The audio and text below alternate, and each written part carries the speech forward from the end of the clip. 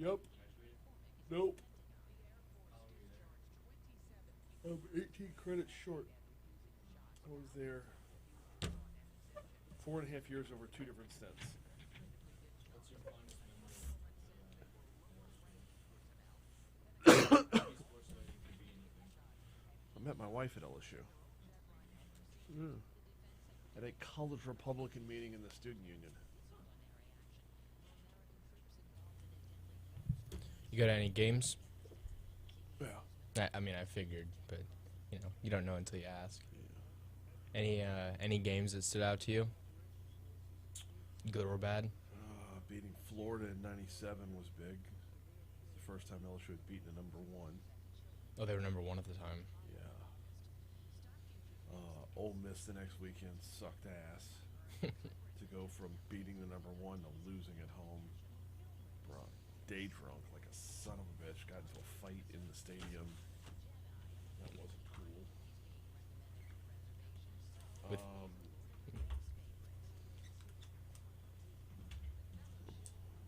Yeah, a lot of stuff I don't know if I could say with mics on because Fair enough. I don't know if there's a statute of limitations.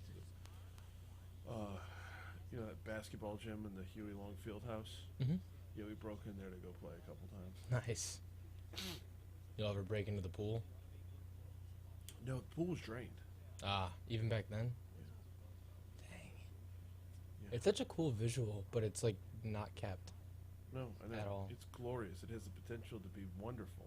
Like a staple, Right. if anything. I don't know why it's not. Because tradition, history. But like you could still make it something. If you're not gonna preserve it, then take it down. If you're not gonna take it down, then make something out of it. Right. Like, come on. It's yeah. There's only it so should much be- space on campus, and people are making improvements in on campus It could be housing a second now. student union or a second rec center It really could. There's so much space there. with And all the apartments on that side of campus. you Yeah. know? Like Broussard Northwest, Kirby. Yeah, which I'm sure that. I lived in Kirby. Yeah, Kirby's had to come down. I lived in Broussard because I had no idea what I wanted Broussard to do. was still an athletic dorm when I was there. Now it's for people that have no clue what they want to do. Yeah.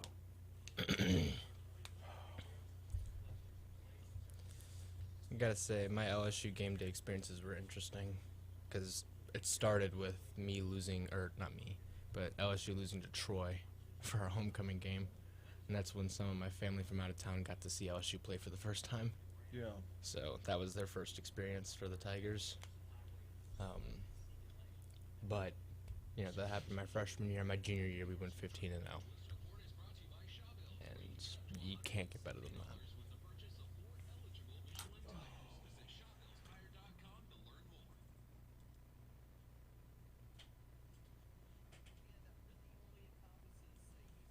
Whoever recorded the weather on this one, Yeah. totally screwed up. They started off their sentence away from the mic and then come back from the mic. Oh. They can't just. Once they start that thought, there's no good break from it. 20 seconds. Yeah. Moving on at 11. Okay. Do you need any sports cuts? No.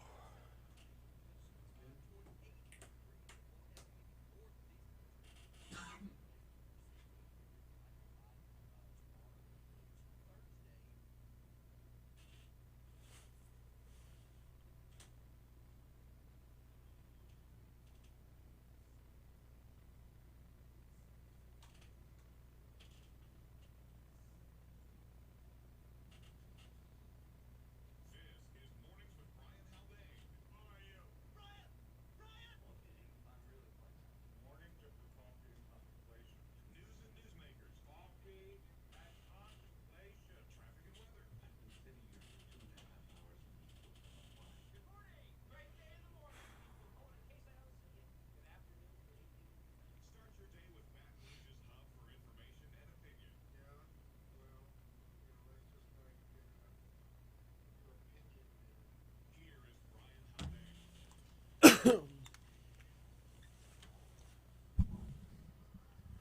606 Talk 107.3 FM WBRP. Good morning, everybody. Brian here with you. Jake producing. We call it Mornings with Brian Haldane. Tuesday's show is off and running, and we are going to be all over the place today. Talking safety on the highway. Lisa Freeman from the Louisiana Highway Safety Commission going to join us at 6:52 this morning. The number of accidents with injury is down. However, traffic fatalities are up, and Louisiana is not the only state in this unique position. Well, I guess that would make the position not so unique. Not the only state in this position. That's at 6:52 on our 7 o'clock hour. Adam Knapp from the Baton Rouge Area Chamber hopping on board at 7:15. Look forward to talking with Adam every single week. We got Baton Rouge Police Chief Murphy Paul at 7:35. More on that in a second. In our 8 o'clock hour, actor Matthew Daddario, star of the new movie Wild Game, going to join us at 8:20. Wild Game looks interesting. I started it last night, was not able to finish it, but it looks like a very fun film. More to the point, Matthew's been in a couple movies that were filmed right here in Louisiana, so I want to talk to him about that a little bit, along with Wild Game and what else he's got going on right now. Then we'll close out the guest list with D.C. Current with Congressman Troy Carter at 8:35. So, back up to the top of the page, right? Got Baton Rouge Police Chief Murphy Paul coming on at 6:06. I'm sorry. Baton Rouge Police Chief Murphy Paul coming on at 7:35. Sorry, I was looking at the clock right now. The follow-up to a shooting heading into the weekend. A man and his 5-year-old nephew were killed after their car was fired upon along the levee near LSU's campus Friday night. BRPD said the shooting was reported around 6 p.m. on River Road near Gurrier Avenue. According to a BRPD spokesperson, a vehicle pulled up alongside the victim's car on the highway, opened fire on the 4 occupants inside. 22-year-old Michael Riley died at the scene. A boy was rushed to the hospital. The child, later identified Saturday as 5-year-old Carson Riley, was pronounced dead at a hospital as well. Both victims were in the back seat of the car. At a news conference Monday, police said it appears the shooting was a targeted attack, and all 8 people were inside the vehicle fired upon. Half of them were children, aged 6, the 5-year-old who died, a 3-year-old, and a 1-year-old. And this was a drive-by shooting. A 6-year-old, a 5-year-old, a 3-year-old, and a 1-year-old all inside the car that was purposely attacked. Violence or violent crime in Baton Rouge has been kind of ridiculous this year.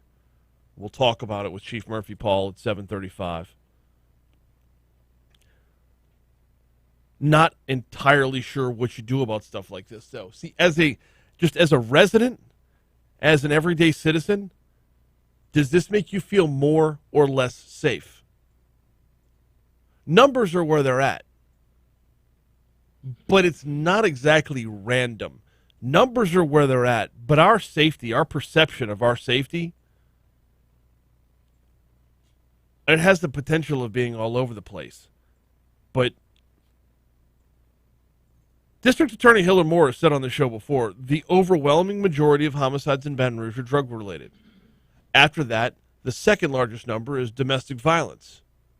You have targeted attacks like this one. When you look at the overall safety in Baton Rouge, how safe do you feel? Does knowing that something like this was targeted, you know the person who was doing the shooting knew exactly who they were going after. This isn't a random home invasion. This isn't some kind of random crime on the street that you or I could be a victim of. This is with purpose. This is with intent. And I legit don't know how to process that. I don't know if that makes it better or worse. I mean, obviously, nobody wants a 5-year-old dead. That's a given. That's not exactly a hot take.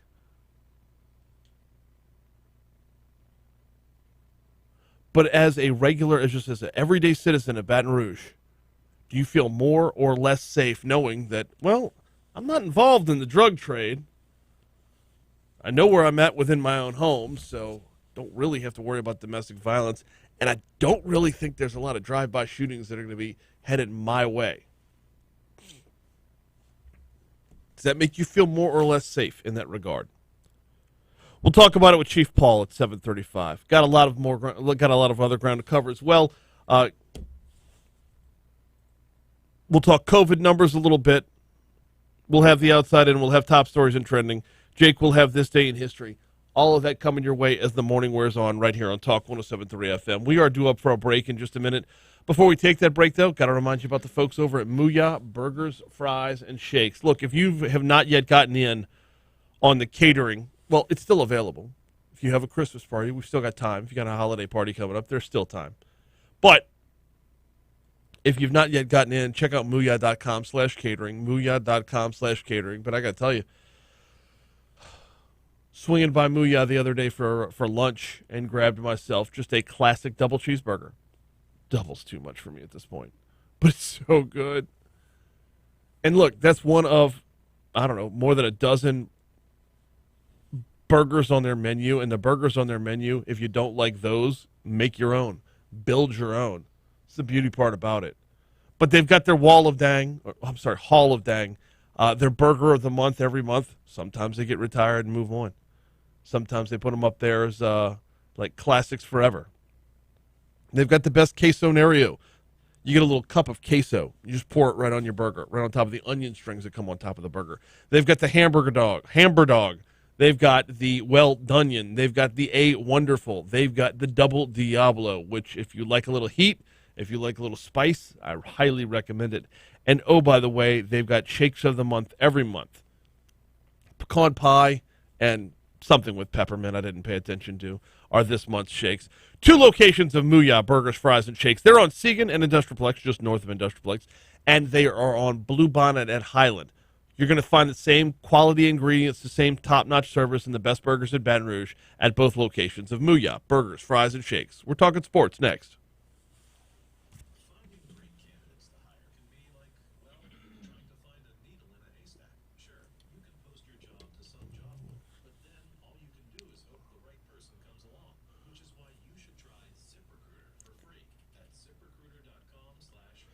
Boom, boom, boom, boom, boom, boom.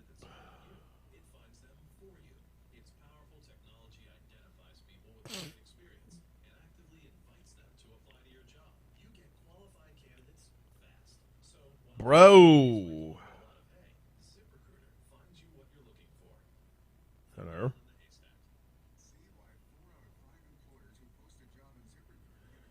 All right, where's the ESPN?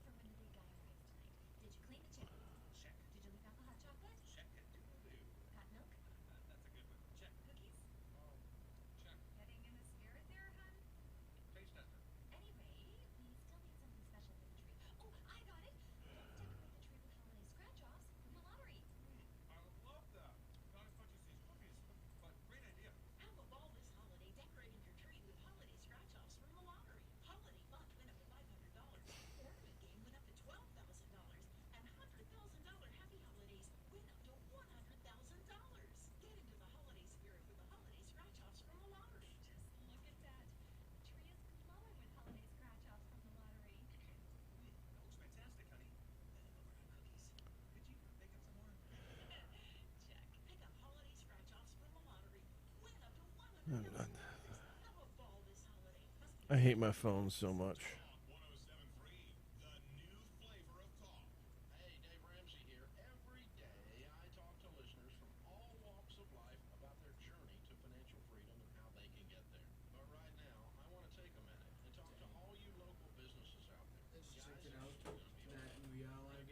Yeah. Jeez, my bad. Right. So, I'm about to lose my computer for the day. It won't take a charge. It won't. It keeps saying my PC's battery is low. Now, it's showing. Isn't that the battery? No, speakers. Is it the battery? No. No, that is battery. Right there, yeah. Yeah, that's what I thought.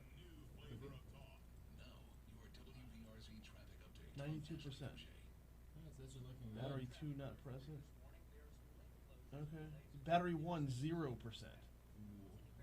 I gotta get Bo to look at this. And it says it's plugged. Yeah.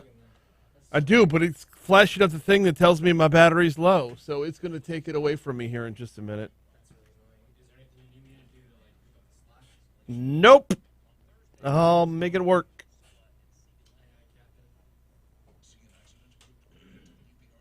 What the hell? I just got locked out of all the content on LSU.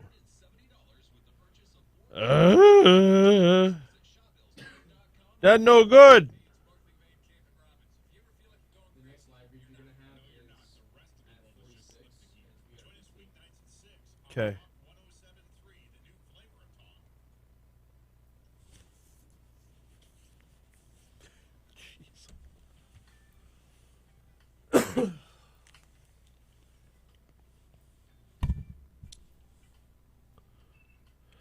Sports time on Talk 107.3 FM, WBRP 617, as I look up at the clock.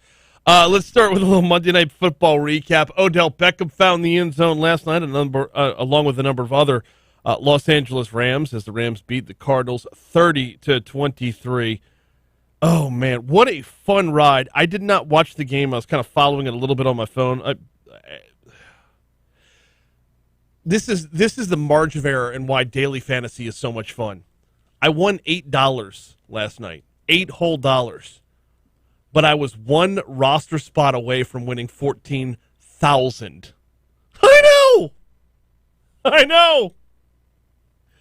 I tried to get cute, ran with a backup tight end because it saved me a little money on managing my roster from the salary cap standpoint. I played a backup tight end to free up some more money. I used that other money to get Sony Michel. He did not do nearly as well as I needed him to, and I ended up winning $8 instead of $14,375. I'm looking at the difference between me and the guy who finished first, and he had AJ Green where I had Sony Michel, and that was the only difference. That's tough. Yeah, so Rams 30-23 is your final score last night. Odell, checking in on a former Tiger, 6 catches, 77 yards, and a touchdown. Cooper Kupp continues to dominate. He had 13 catches for 123 and a score as well. LSU basketball is back at it tonight. The Tigers are hosting Northwestern State. This is going to be lopsided. Yes! Get ready for the Parker Edwards show. LSU a 31.5-point favorite. 9-0 on the season, ranked 19th. Took them a while to break that top 25, but now that they're in, they're moving up, and they're moving up quickly. Tigers have Northwestern State at 6 p.m. tonight. You can hear that game on our sister station, Eagle 98.1. Broadcast will begin at 5:30 with the pregame. Oh, wait, I'm producing. Hey, all right, I'll be there. See you there tonight. Pregame at 5:30, tip-off at 6 for LSU versus Northwestern State. All right, we haven't talked COVID in a while. COVID. And we need to because the Omicron variant is out there. There are a number of questions that still haven't been answered with Omicron, Voltron, Kodachrome, whatever. We're going to talk about it next and then maybe a little bit in the segment after that as well. Right now, though, we got to get you the Fox Business Report right here on Talk 107.3 FM, the new flavor of talk in Baton Rouge.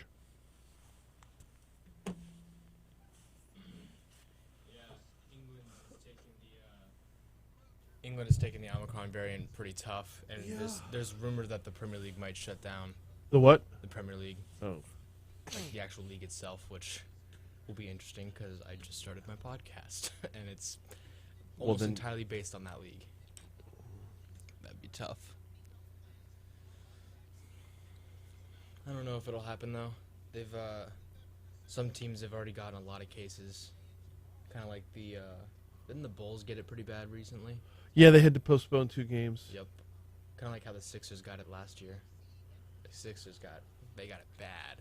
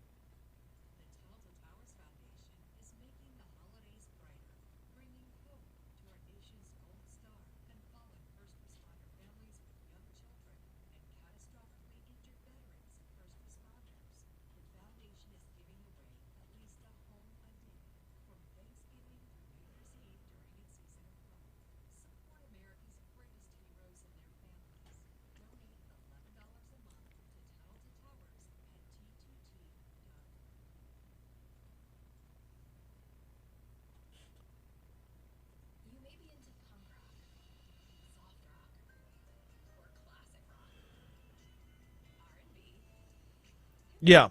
Did I win $8 last night, or did I lose 13,992? No, I didn't have it to begin with.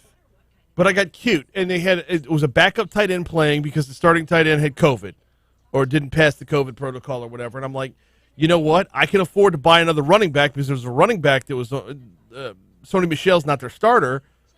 So I tried to manage my roster that way, and by taking the backup tight end and the running and Sony Michel instead of just grabbing AJ Green, who is what I was going to grab. I was going to grab AJ Green and a second kicker.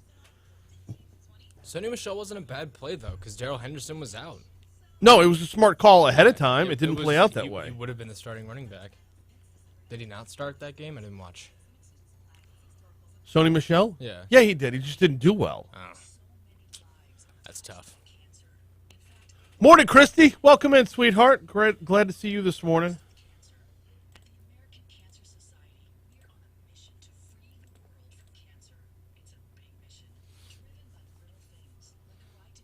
No cuts for this segment, just the next one? No, just the next one. Okay.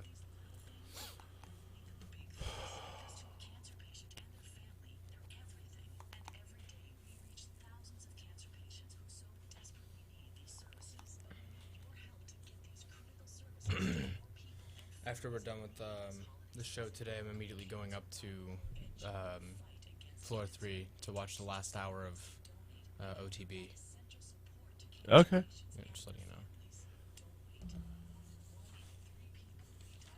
Oh, and just a heads up. So, Christmas Eve is a holiday. New Year's Eve is not. Yeah. Okay. Yeah. I asked you about this, I think, last week or the week before. Okay. But yeah. I don't sleep much. You what? I don't sleep much, so I don't remember anything. It's okay. I'm starting to get there. I don't know how to feel about it.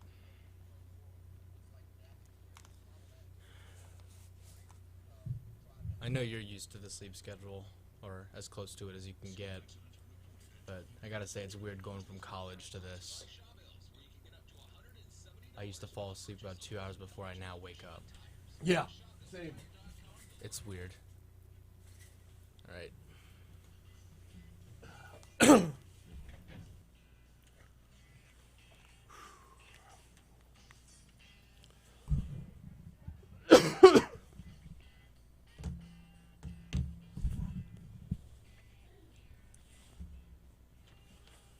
.624 Talk 107.3 FM WBRP. Mornings with Brian Haldane, rolling right along. Be ready for a lot of fog on your drive in this morning. If you've not yet left the house, it's out there. 58 degrees to start off your day on our way to the upper 70s. The 80s are in our very near future. I really cannot believe I'm saying that out loud as I'm saying that out loud. It is December 14th. We're 10 days away from Christmas Eve. And the remainder of the week is going to be in the 80s. No real shot at rain during the week, but I'm guessing Baton Rouge is going to look like a lot like it does this morning throughout the rest of the week, as you're going to have a lot of fog on your drive into work. It's just going to be icky and nasty. I'm sorry, we're up to 60 now downtown. But today's high 77, tomorrow's high 78, Thursday's high, get ready for it, 81. Friday and Saturday look like rain re-enters the forecast. 30% chance of rain on Friday, 70% chance of rain on Saturday, and that's going to cool it back down again. But not by much. Our highs are going to be in the mid-60s most of next week, and making its way back up to the 70s by next Thursday. So, not exactly the most Christmassy weather out there. If you have not yet put up all your lights, you could do so in shorts while swatting mosquitoes. That's how we roll down on the bayou. Speaking of holiday festivities, Breck's Baton Rouge Zoo invites you out to this year's Zoo Lights. This is a festive mile-long trail through the zoo featuring more than 50 illuminated display sculptures of animals and scenes of the holiday. Runs now through December 30th, though they will be closed on Christmas Eve and Christmas Day. Gates are open from 5:30 until 8 p.m. daily. The park closes at 9, so even if you get in right as the gates are closing, you still have an hour to make your way through all the displays, the mile-long trail of displays. This year, as in past years, every guest presenting a non-perishable food item during the hours of Zoo Lights will receive a 50% discount from the regular admission price. What is the regular admission price? Well, $5 for adults, $4 for seniors, $3 for children under 12, $3 for Friends of the Zoo members. Visit brzoo.org/events for more details. That is brzoo.org/events for more details. So, where are we at with this Omicron variant? I'm just going to say Omicron. If I'm wrong, I'm wrong. Where are we at with the Omicron variant? Well, the number of cases in Louisiana continues to grow. And the wonderful folks at Oxnard, who I'm working on lining up a guest for tomorrow, the folks at Oxnard have kind of a Q&A, little frequently asked questions. What do we know about the Omicron variant? Well, November 24th was when it was first reported to the World Health Organization, first detected in specimens collected in Botswana and South Africa. On November 26th, the World Health Organization named it Omicron, classified it as a variant of concern. Since then, it has grown quickly, but we don't have a whole lot of information as to how dangerous it is just yet. There are a growing number of cases in Louisiana. We saw it started in New Orleans, then it jumped up to like 30-some-odd cases very quickly. We know of at least 3 reported in Baton Rouge, another one over in Acadiana. Prevention strategies remain the exact same as they have with every other case of COVID. Being vigilant, recommitting to social distancing. Masking is recommended where it's appropriate, and of course the vaccines are being pushed, boosters are being pushed as well. I bring all this up because we are just 10 days away from Christmas, so we're going to be outside of our bubbles, traveling a little bit possibly, visiting family members from other regions possibly. And last year at this time, we did see a surge. Now, it got overshadowed very quickly because the surge we saw last summer was the surge of surges. That Delta surge, which was the 4th surge of COVID in Louisiana, I mean, we set records with the number of folks in the hospital. Fatalities were just absolutely brutal. Age groups and demographics started to be wiped away as far as who was affected by COVID. And it took us a good minute before we were out of it. If you're curious as to where we're at right now, well, yesterday, 1,171 new cases were reported. Of course, yesterday was a Monday, so that's the entire weekend's numbers. 7 new deaths were reported. And the number of COVID-19 patients in the hospital has dipped back down under 200 again. We're down to 199. I believe we got all the way down to 196, I think was the lowest we've been so far. I could be wrong about that.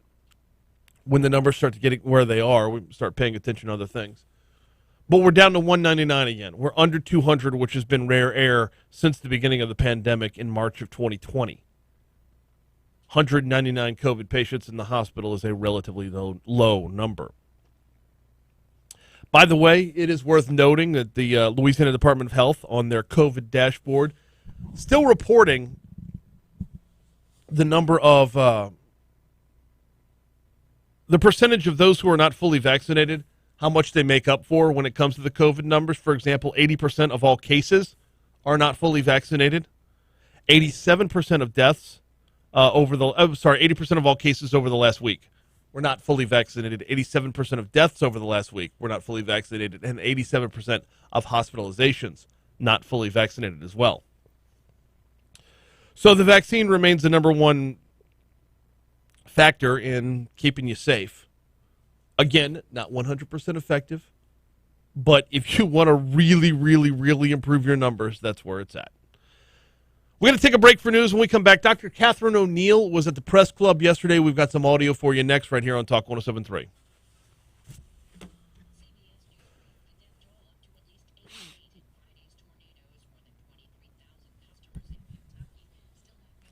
Morning, Renee. Morning, Clinton. What's happening, y'all?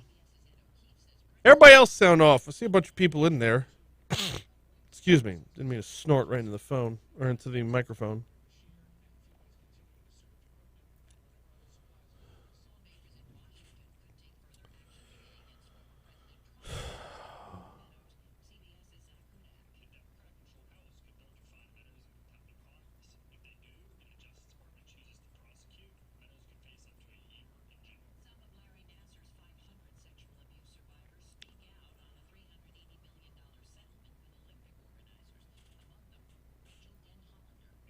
What?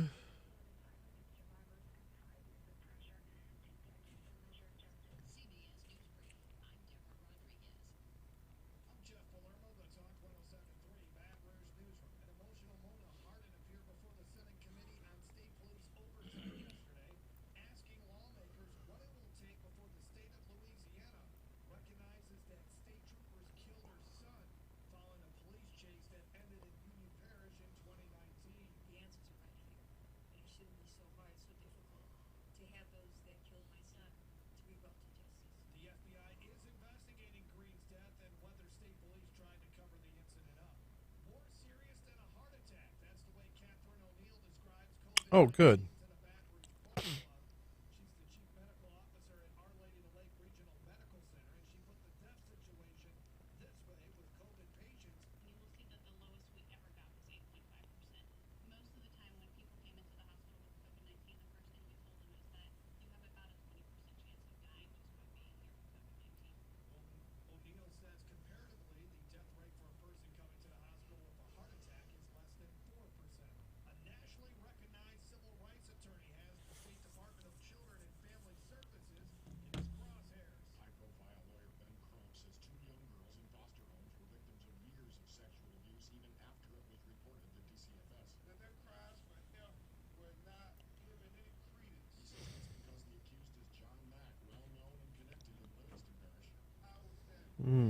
Okay.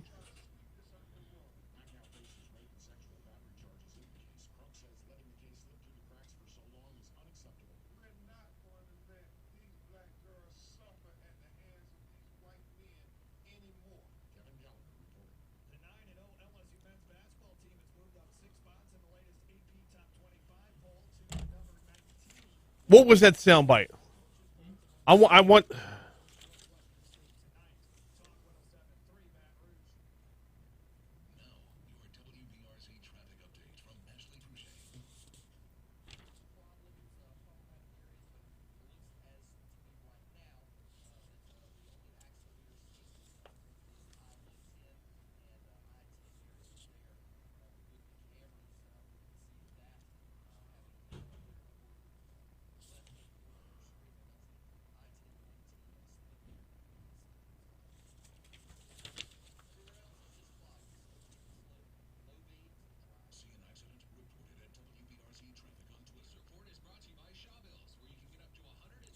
Huh.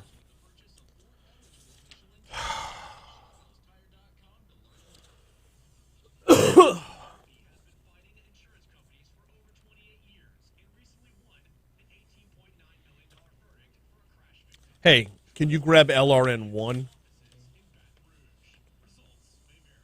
I don't know if I want to do this. Do I want to do this? Making it all about race. I don't want to do this. No, I know, but I didn't start it. Ben Crump started it. Shit. Yeah, I know.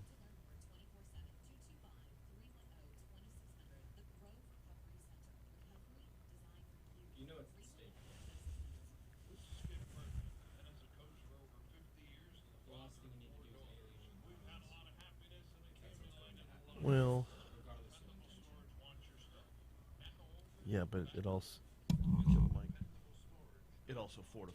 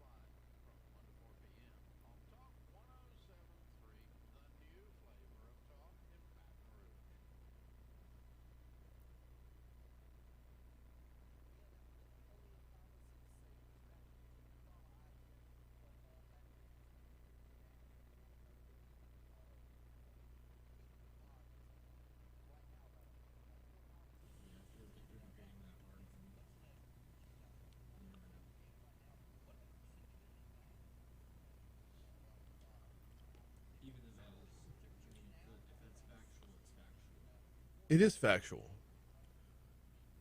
It is, but I don't know. This is one that Condon would not hesitate to dive into this pool. He would willingly dive into this pool. Well, no, I don't have that kind of protection. Eric says that guy in the LP even had signs during the elections for his family's opponents. Ben Crump barking up the wrong tree if he's saying they protected him. Yeah, exactly. It's the racial component that gets me. Yeah.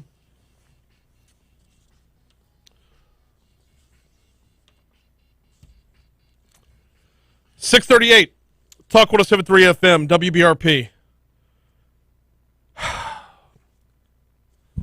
Grab 4, 5, and 6 as well. All right.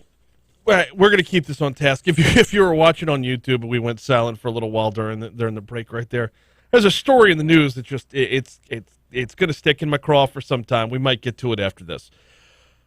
Dr. Catherine O'Neill, we're going to stick with COVID. Dr. Catherine O'Neill talks about COVID-19 at the press club, the Baton Rouge Press Club yesterday.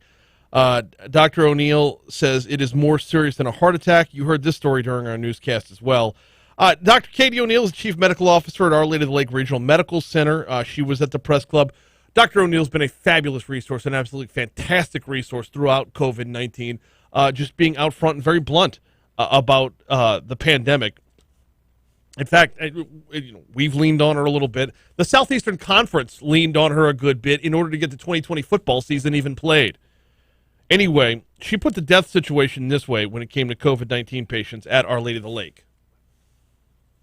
You will see that the lowest we ever got was 8.5%. Most of the time when people came into the hospital with COVID-19, the first thing we told them is that you have about a 20% chance of dying just by being here with COVID-19. Now, let's put that soundbite in perspective, though, because it's easy to get lost and make it sound like it's a lot more dangerous than it is. Yes, a 20% chance of dying if you're in the hospital, but remember, the number of hospitalized patients and the number of overall cases are two completely different things. You don't have a 20% chance of dying if you contract COVID, but if you have to go to the hospital, that's where that door opens up. And bear in mind, that also covers all of the variants, and it also covers the entire span of time from the beginning of the pandemic till now, where they've been in a learning process with how to treat it. There has been a learning curve, and anytime you have a coronavirus, it's a new virus. Anytime you have something new, there's going to be a bit of a learning curve. You remember late last year, or was it late summer in 2020, when they were talking about proning? Like, just knowing how to lay people in the bed was a learning curve.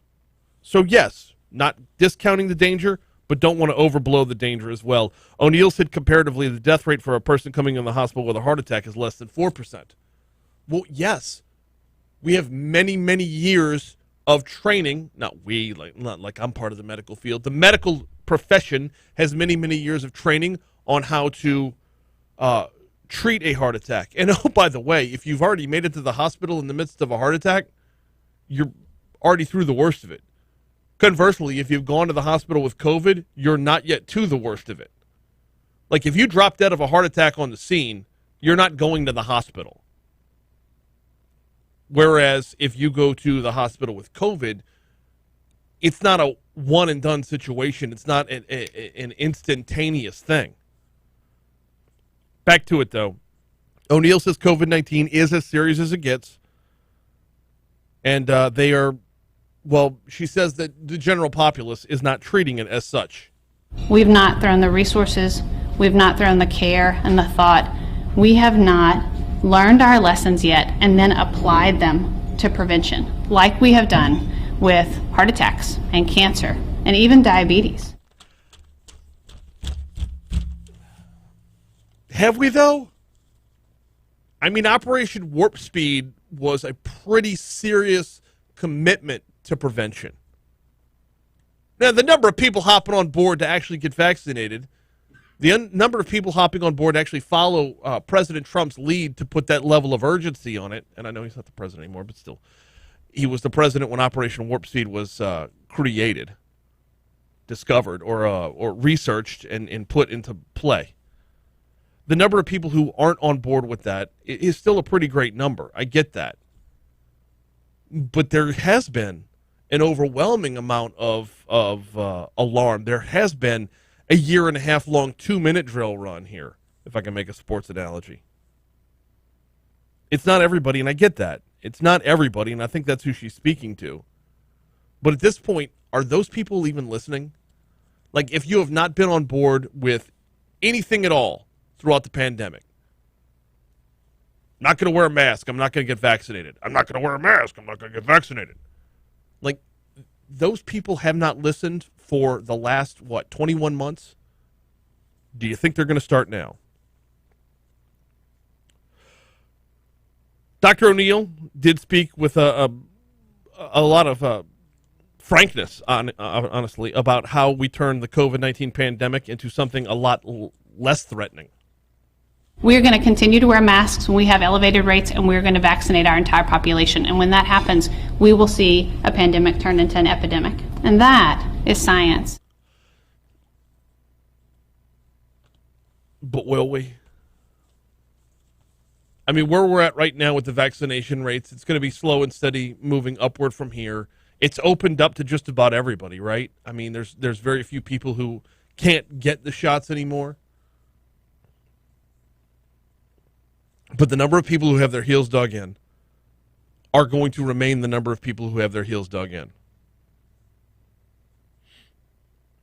By the way, she did mention during her comments at the press club yesterday that this is something that influencers on social media are able to be the catalyst for lessening the threat of the virus.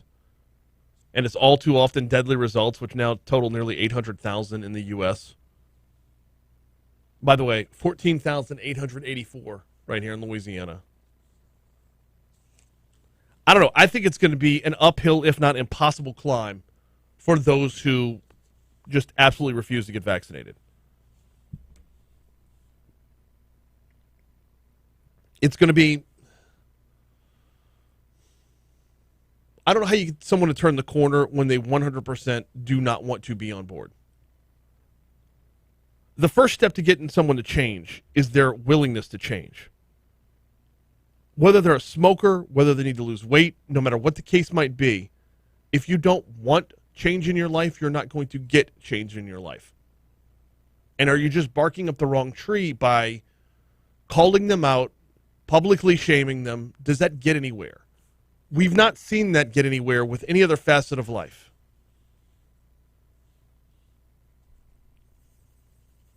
Will that? I don't know that works with COVID, or if it's just patience. Just, yeah, I know you're there, you're not here, you're there. I'm going to continue to work with you, but let's see if we can actually. Time is going to play a big factor in this as well. Let's see if we can actually get us further down the road. Time is going to play a big factor in this as well. Every day that goes by that the vaccines prove to be more effective than not having them, every day that goes by that more and more people are not adversely affected by the vaccines is another day in their belt, another day in the belts of, hey, this is safe and effective. A lot of people have made the comparison to the polio vaccine or the polio epidemic. Well, it's because of vaccines that we don't have polio anymore. What gets overlooked in that conversation, from the day the polio vaccine was introduced to the public to the day that polio was eradicated, was more than 36 years. I know it feels like this pandemic's been going on for a long time, but it hadn't been 36 years. Hey, we're going to take a quick break. We'll check Your Money Now. We'll check traffic. When we come back, let's talk about traffic. Let's talk with Lisa Freeman from the Louisiana Highway Safety Commission. That's going to be coming your way next. The number of accidents with injuries is down. The number of accidents with fatalities is up. How do we get to the root of that? How do we fix it? How do we solve it? Especially with so many about to be on the road for the holiday travel season. That's all coming your way next, right here on Talk 107.3 FM, the new flavor of talk.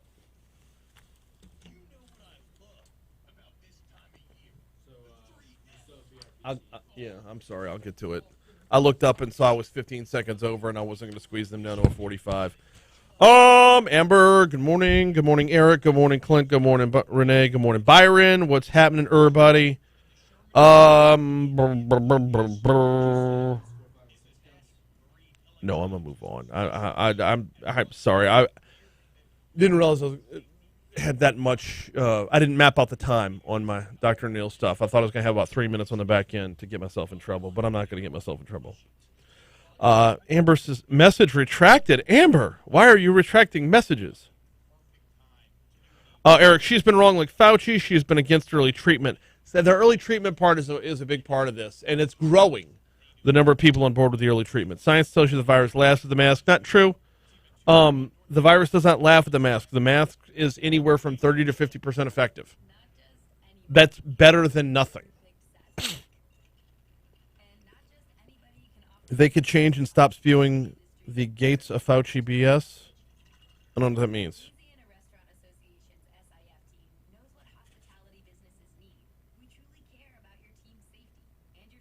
Eric's system going to trigger brain a little bit. No, look. Dr. Fauci has had a microphone and his camera in his face every day for the last 21 months, roughly. I think he might have taken 3 days off during the holiday season last year, right? But anytime you're on mic, anytime you're on camera that much, you're going to be wrong a lot. You're going to have missteps. Information's going to change along the way. My whole thing is, why do we vilify those who aren't all in every single day? I'm getting that way with the boosters, by the way. I know in my heart of hearts that getting a booster will likely be better for me.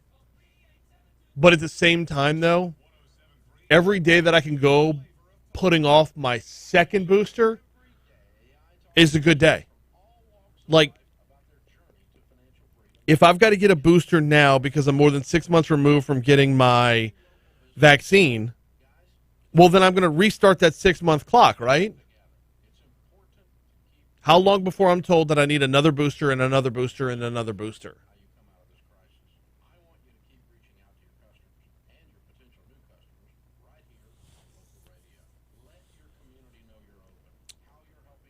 It is less than 1 micron. The most masks are only effective at 3 microns. I'll go back to the original thing. Put on a mask and blow out a birthday candle. Whoever the one that did the thing with the vaping, where they sucked in the vape and then they put on the mask and then they exhaled and you saw the vape come out the sides. What they didn't realize in that little experiment was, yeah, it wasn't spewing, it was sitting and falling. He has invested interest in what he spews. Oh, I know that part. You're not triggering me there. I'm 100% in lockstep there, and that's a problem, and it has been a problem from the start, and it will continue to be a problem until oh, sorry. Jake's trying to talk on the phone. That's my bad.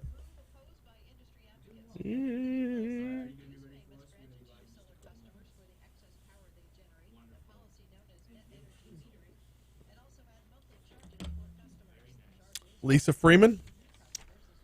Excellent.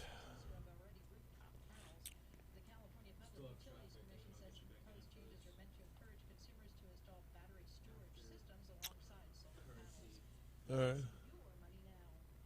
LSU's a 31.5-point favorite. That's fantastic. I want to take them. They're fantastic against the spread this year. But 31.5 against an in-state school when you know your starting 5 is probably not going to play the second half. Like, can you maintain a 30-point lead with Parker Edwards? Yes, you can, because he's a St. Paul's Wolf, damn it.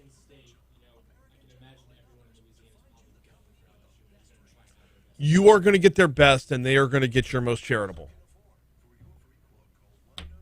I got to stay off it.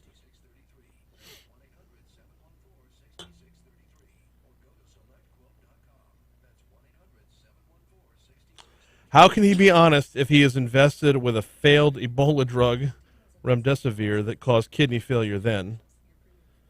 Remdesivir is shown proven effective in treatment this time around.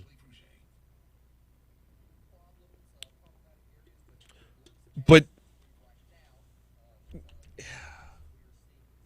investment and honesty aren't mutually exclusive.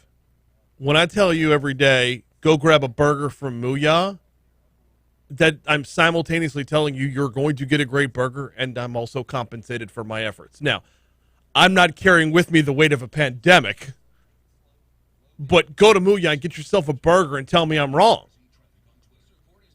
If you're in an accident, Doug Reed and his team at Complete Collision Center are going to take 100% care of you. I'm not wrong. I'm also compensated for my efforts. He's in a position where he's not allowed to do that. Or he's not supposed to be allowed to do that. He needs to hand shit off. Troy says mask compliant. I'm going to come back around to this during the break. It's been too long since we've gotten hot about COVID. Thank you, Eric.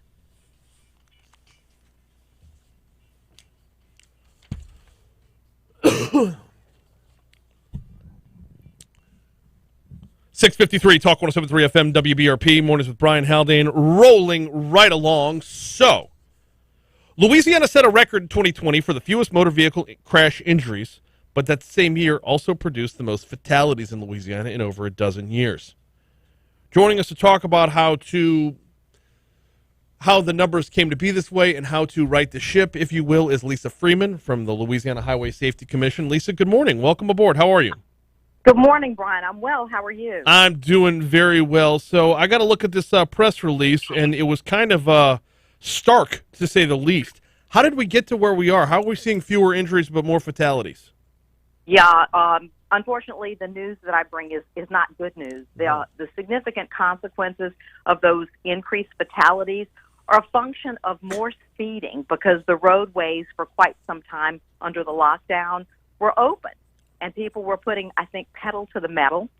Experts say that riskier drivers were out there engaging in, triple-digit speeding, and they were not wearing seat belts.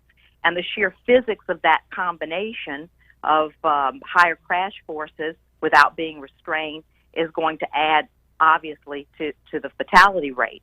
And, when we at the Highway Safety Commission look at those fatality rates, we're not just looking at numbers. Those are people.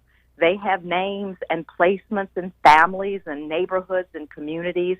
So this is a, direct hit to our citizenry here in Louisiana. It's not just something we're seeing in our state, however. This is across the country. This disconnect with traffic volume being down, but fatalities everywhere being up. Do we have anything preliminary for 2021 that shows that now that everybody's back to work and there's more people on the road, we're going slower? Unfortunately, no. In 2019, our fatality rate was 727. We increased it in 2020 by basically 100 additional fatalities at 828. And currently, before we're even into, the heavy travel season with Christmas and high holidays, it's at 896. So a lot of folks who crunch the numbers are very alarmed that, we're going to exceed 900, perhaps, even upwards of that. 896 so far in 2021. That is a ridiculous number when, just last year it was 828?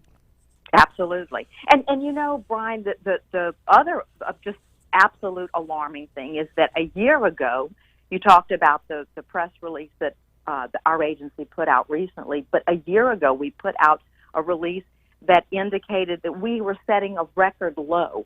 And again, across the country, we were making such gains and strides, and then when the pandemic hit, everything just really got turned on its head.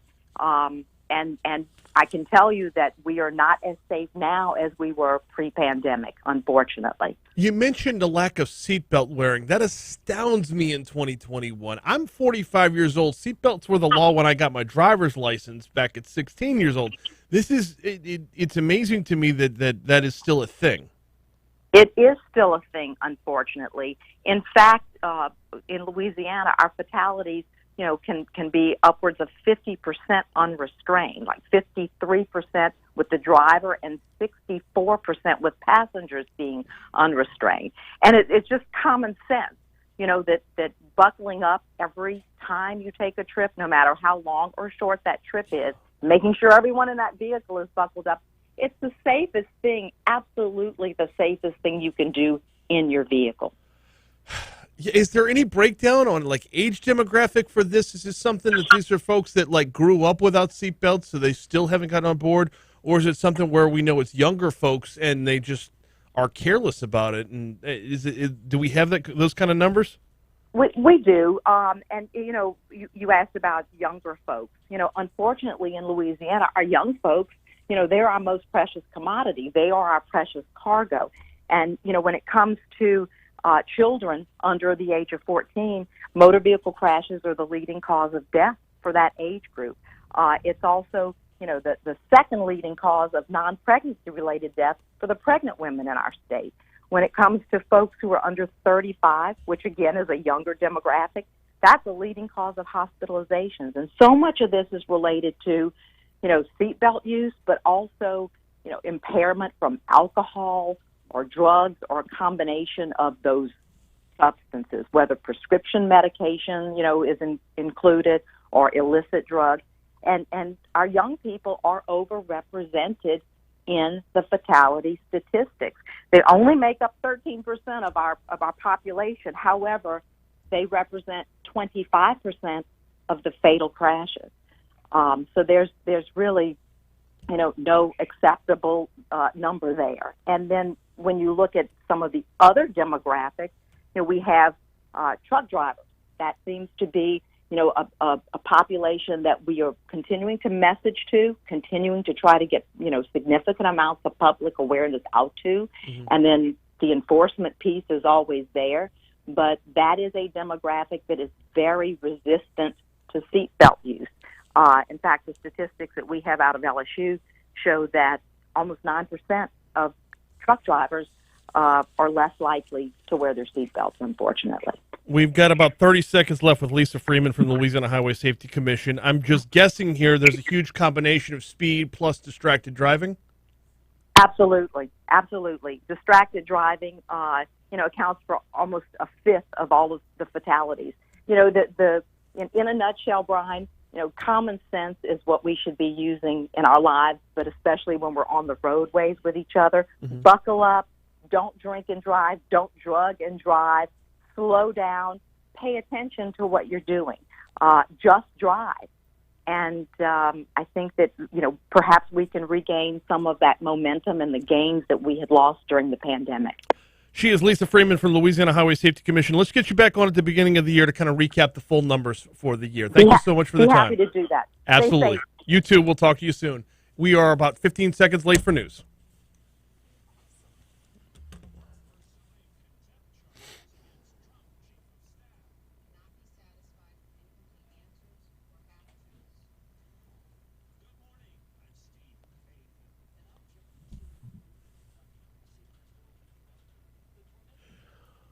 What up, Rich? Hey, Jake, what's up? Hey, babe. Bro, I almost got myself in trouble this morning. Yeah. This Ben Crump bullshit. This civil rights attorney. Got to prosecute the white man. Yeah, no, leave it on. Yeah. I'm like, you don't want to open this Pandora's box, dude. You don't want this. Because let me tell you this. I'm going all over. That's bullshit. Yeah. I'm sorry. Look, LSU had his back. Here he is with Kelly meeting. No. You know what it's like? Here's what it's like. It's like, let me ask you. It's like me or you owning a hamburger chain, right? With Haldane's hamburgers all over the country. You tell your son you need to get a job. All right, Dad. Well, here, which store? I'll put you here. No, I'll find a job, Dad.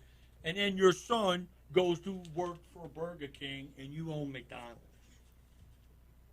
Look. Wait, because his son doesn't want to go to LSU? Bull crap. Okay. Look, he's been there 20 years. LSU has literally put bread on his table for 20 years. 20 years. And look, you know what? You got 130 FBS schools, right? Yeah. You don't want to go to LSU? Fine. You're not going to an SEC school.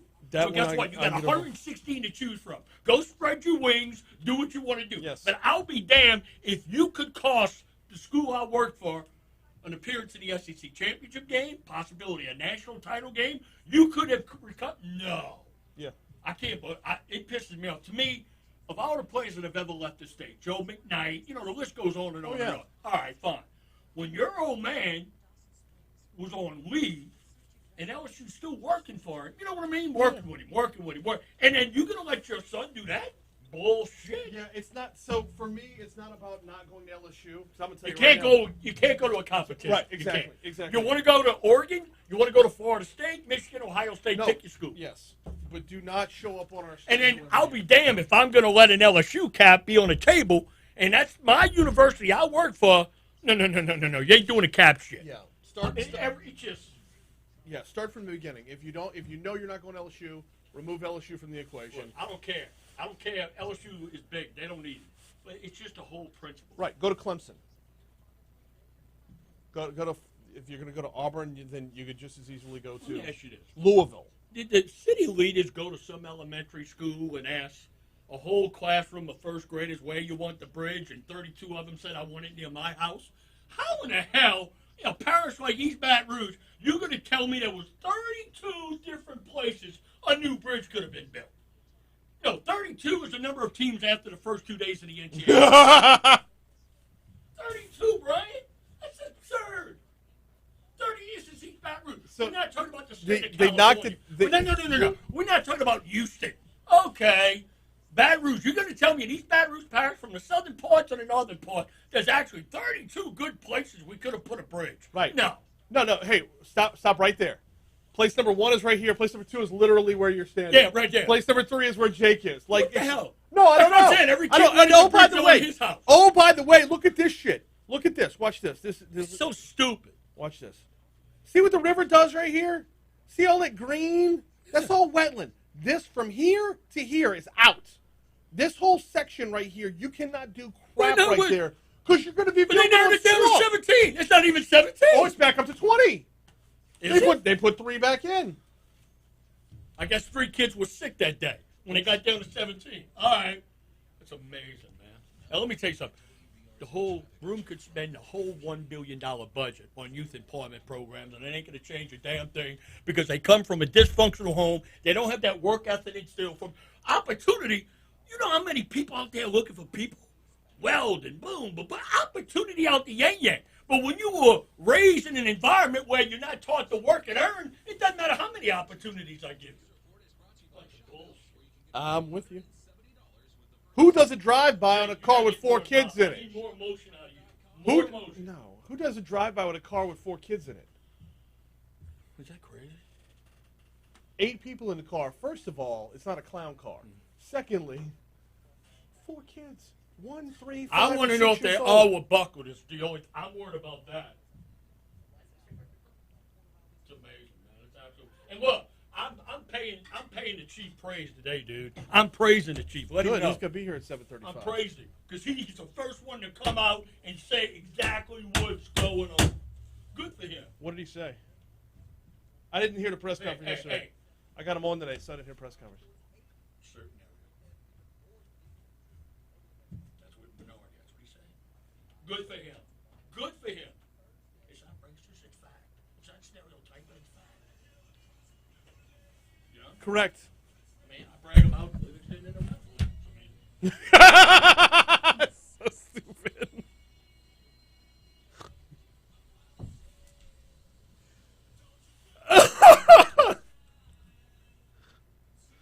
Oh, God bless. I don't know what to do with that.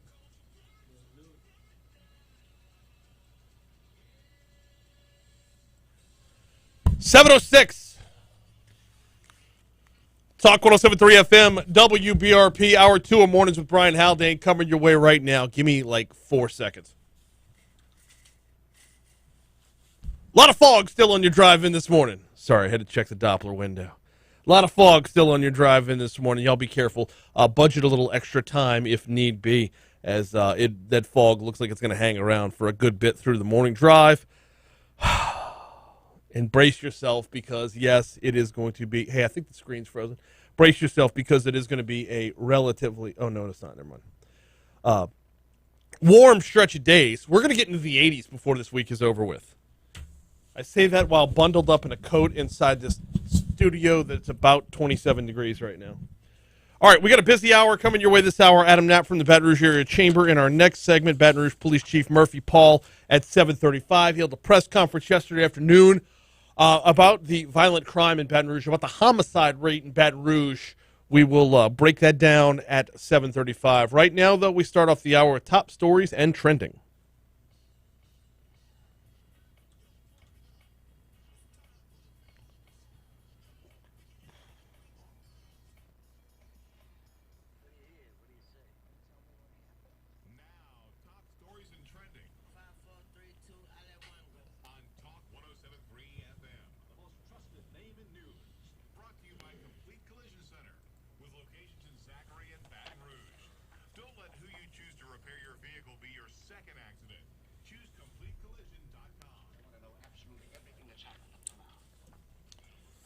Traffic signals across East Baton Rouge Parish will undergo work this week, putting crews along the shoulders of roadways through the week.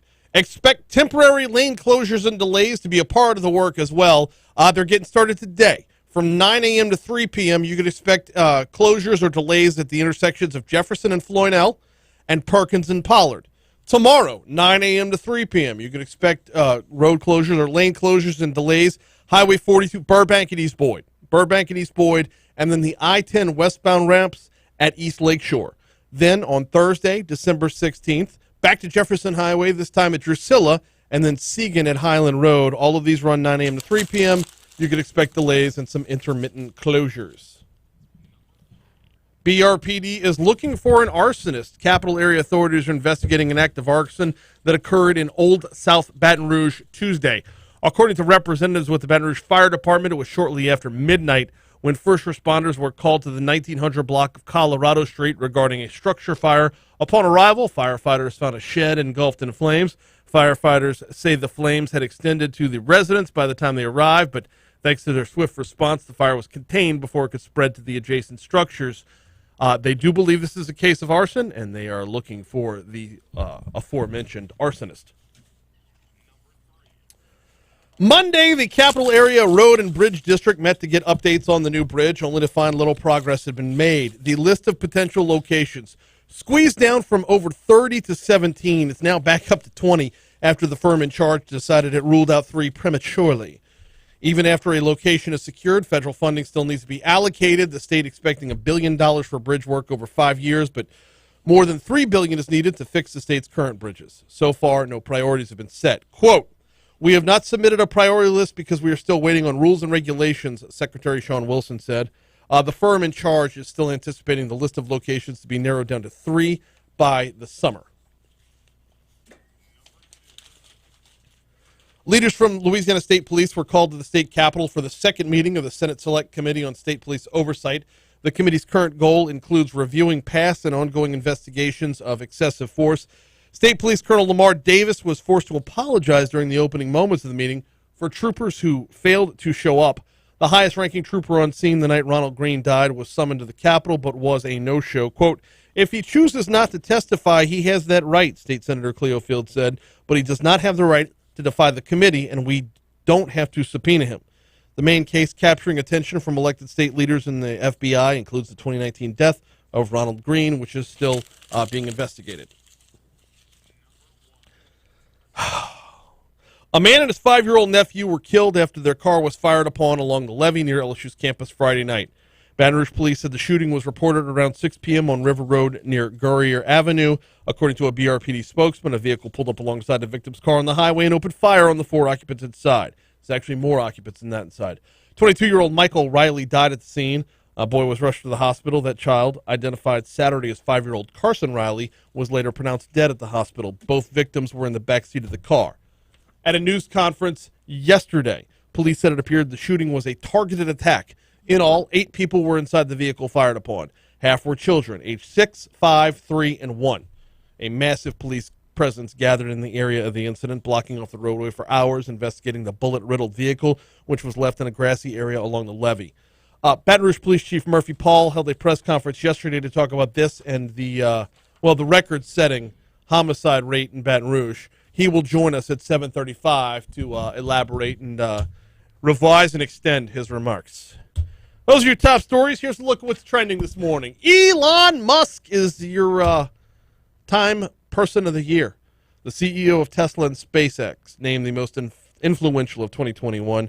Quote, person of the year is a marker of influence, and few individuals have had more influence than Musk on life on Earth and potentially life off Earth, too. Time editor-in-chief Edward Felsenthal wrote, in 2021, Musk emerged not just as the world's richest person, but also as perhaps the richest example of a massive shift in our society. Time has been giving out their person of the year, it used to be man of the year, since 1927. Last year, it was the combo of Joe Biden and Kamala Harris. They were picked together as person of the year. The annual choice is not necessarily considered an honor. Hitler has won this award. It's not comparing Elon Musk to Hitler, though.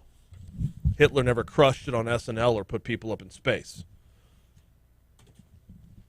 Those are your top stories in trending. Going to take a quick break. When we come back, we'll talk to the Baton Rouge Area Chamber. Before we take that break, though, I want to remind you about the folks over at Baton Rouge Physical Therapy with 6 locations throughout the greater Baton Rouge area. You're going to find one near you. If you visit brptlake.com, you can find all the locations. You can also find out a lot more about how they go about treating you for whatever is ailing you. Look, this isn't just about recovering from a major injury. The folks at Baton Rouge Physical Therapy have been around for 60-plus years. They know how to treat whatever it is that's bothering you, whatever it is that's keeping you from being your best you physically. Give them a call to get a complimentary screening, 917-9185, 917-9185. They'll sit down. They'll go over how to get to the root of your physical limitations and how to work through them. 6 locations throughout the greater Baton Rouge area. You'll find them in Ascension, you'll find them in Livingston, and you will find them, of course, right here in East Baton Rouge Parish. 917-9185 is the phone number, or brptlake.com. Get back to being your best you with Baton Rouge Physical Therapy and brptlake.com.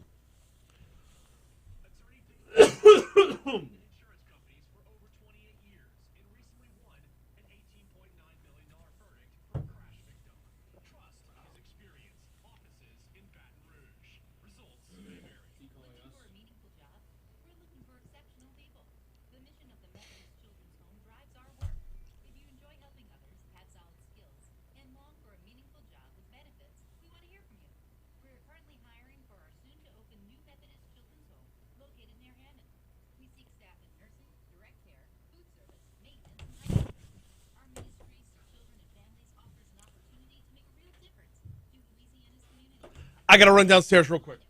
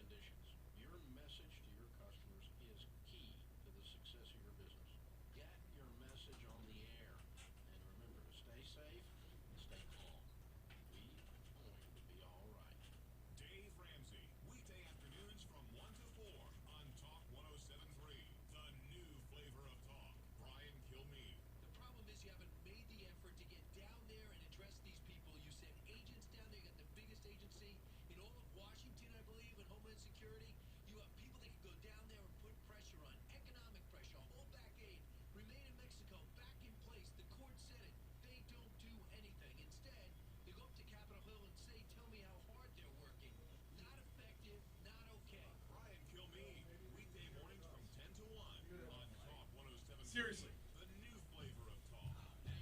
Is this like it's pumping in here. Jack Nicholson at the end of The Shining right here? We don't want you to die, man. We're just trying to keep No, I'll be all right. I'm gonna be all right. I can wear layers.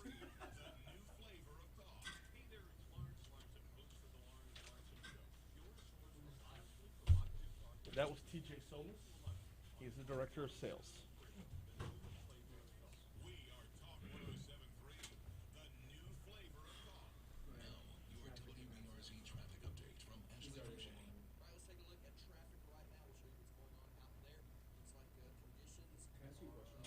What?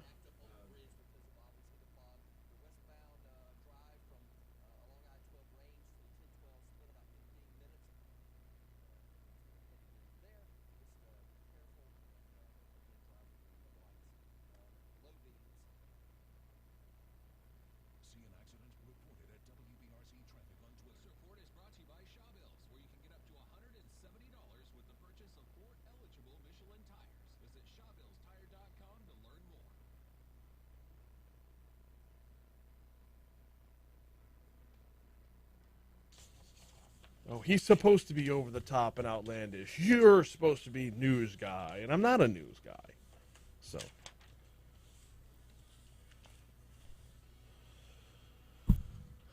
.718 Talk 107.3 FM WBRP. Mornings with Brian Haldane rolling right along. We've got Baton Rouge Police Chief Murphy Paul coming your way. Oh, there I was just about to text to see if y'all were still outside.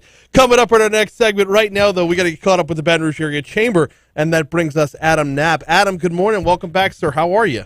Good morning. How are you? Doing great. Doing very well. So y'all's economic outlook for 2022 came out last week, and I got to tell you, there's some pleasant surprises in here. A lot of positives to be excited about for sure. Let's start off with the wins for 2021, if we can. I mean, we're nearing the end of the year.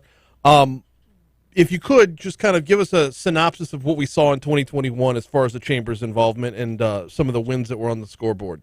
You bet. In fact, what part of wanting to highlight this is to give people a sense of kind of what's happening heading into next year from project activity this year. So we saw the highest number or total capital investment announced from projects last year. Folks may not feel it or notice it, but we've had at least 17 economic development projects that our team has been involved in across the parishes, not just in petrochem, but in tech and logistics, new emerging investments in renewable energy. Those add up to a little over 1,900 announced permanent annual job creation, and that, of course, does not include what spin-off effect you get from those as folks go and spend that money across the community. So it's pretty substantial. The other big thing, probably even more impactful for most folks' everyday lives, is just how much happened last year on big economic development project wins for tax reform, the statewide passage that happened last election cycle last month, funding that came through the legislative session this year that we think is going to be substantially going to putting us on the path toward a new Mississippi River Bridge, all the pieces that need to fall into place, many of which we'll hear a lot about next year. Mm-hmm. And then with we all are familiar with what happened with the old Cortana Mall with Amazon coming in, which we think is going to be huge, bigger than even we already kind of anticipate. And if you drive by, you'll see it. But what that's doing along Florida Boulevard, coupled with kind of public investments of roadway improvements, we think we're looking at a new economic development revitalization of that whole corridor, really anchored by that Cortana project. I don't know if this makes me romantic or pathetic, but I've changed my route home from Old Hammond to Florida just so I could drive past Amazon every day and keep an eye on the progress. It's exciting. Plus, there's some great shops you can find along the way. It's great. Yeah, no, it totally is. And you mentioned the tax reform at the legislature. That's the kind of thing that you don't see ROI overnight, but it does grow into the coming years. So we were with an economic development project last week, and when we were going through kind of the state of Louisiana relative to another state we were competing with, it was one of the things we were highlighting. Hey, Did you know the Wall Street Journal just recognized that Louisiana is one of the few states that passed at a statewide ballot tax reform to lower its corporate and personal income tax rates? That's a big deal. It is a big deal. It's one of those things that people definitely look at when looking at relocating, and cost of living is a big one, and taxes factor into that as well. One of the biggest takeaways from the outlook is not 2022, but full job recovery is possible by 2023. How does 2022 bridge that gap?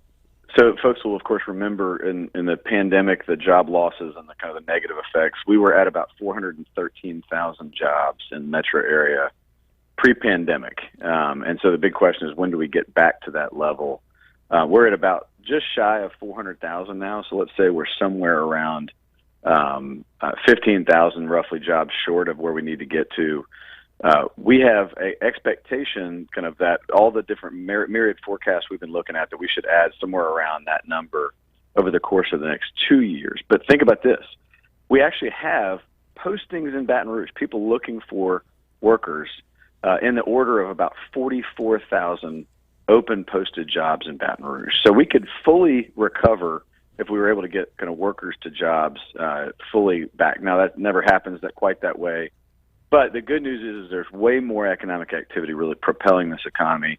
We could, in fact, see it happen in 1 year, not in 2 years. And so there's a lot of excitement about what that looks like. Of course, it puts the onus on all of us to try to figure out how to live our best lives and what job is the best one out there for us. No, it absolutely is. And I believe we talked about this before. There's this unknown factor that's mixed in there because unemployment continues to drop while the number of job opportunities that are open right now continues to remain high. So it's figuring out how to get those who aren't even in the game back in the game. That's exactly right. And I think there's so many, more now than ever, so many training and tools you can go and find. What short-term or long-term kind of training and programs can you get into if you wanted to change careers? A lot of resources out there to help folks find what that might look like, especially if they had been in the workforce and just for whatever reason have decided to step away from the workforce. There's a lot of opportunity to reenter it, even in part-time, or it's a period in time where the worker can pick and choose how they want to make that job fit their lifestyle. Now, when it comes to unemployment, we are trending below the state of Louisiana. We're trending below the United States, but we are still above some of our peer regions. How do we get to that point? Is there a way to look in and see what other folks are doing that we can copycat? Yeah, it's interesting. When we thought about the difference between 3.7% unemployment and 2.7% unemployment, what you're referring to is that we average a bunch of other cities like Baton Rouge, like Birmingham, Greenville, South Carolina, Little Rock, Mobile. When we average all of them, that's what that is. They across all of those metros, roughly our size, they're at about, let's call it 3% unemployment. We're at about 4% unemployment, roughly, right, if you average those things. Yeah. That's really not that far off and not that bad. I mean, once you're below like 4% roughly, you're in a pretty healthy economy. That this is there's a lot of activity happening in the economy. We actually are below the unemployment rate we were at pre-pandemic. So in one respect, we've actually recovered our position as an economy when you think about the unemployment rate, kind of where we were to where we are now. The pace of this kind of points to the fact that we're heading all in the right direction. If you kind of look at the slope of the line of our declining unemployment rate, we're heading that way at a pretty fast clip. So we expect to see that the unemployment rate remains very healthy throughout next year. And so there's really no concerns about where that is. Mostly it's about how do we help companies and workers kind of find each other to try to solve that employment gap like we were talking about. And I'd say it's really important. The other thing we track in the study is migration data. We actually have seen net positive in-migration of folks into the community, more folks moving in than moving out, more births than deaths in the region. And we have to also see that more migration is a piece of this solution, not only kind of solving for this within the population, but helping more folks find out about the job opportunities that are in the Baton Rouge area. Adam Knapp from the Baton Rouge Area Chamber, our guest. The migration data is interesting because it is on an uptick. Also on an uptick is a recent spike in entrepreneurship, which, Adam, I think kind of might fill in some of those gaps as to why fewer people are unemployed and there's still the same number of jobs that are available, is when folks are creating new jobs. A lot of growth from the 2019 to 2020 and then now beyond with entrepreneurship throughout the capital region. What are we seeing and where is it at? Yeah, it's really fascinating. We were excited to see we had a better performance on business formation in Baton Rouge than nearly all the peer cities we looked at. And the data is hard to pull in 1 year snapshots, but we saw for those who are applying to open a new business, it's called the business applications data you can get from the feds. We had almost 60% growth in business applications in the last year, that 2019 to 2020 data.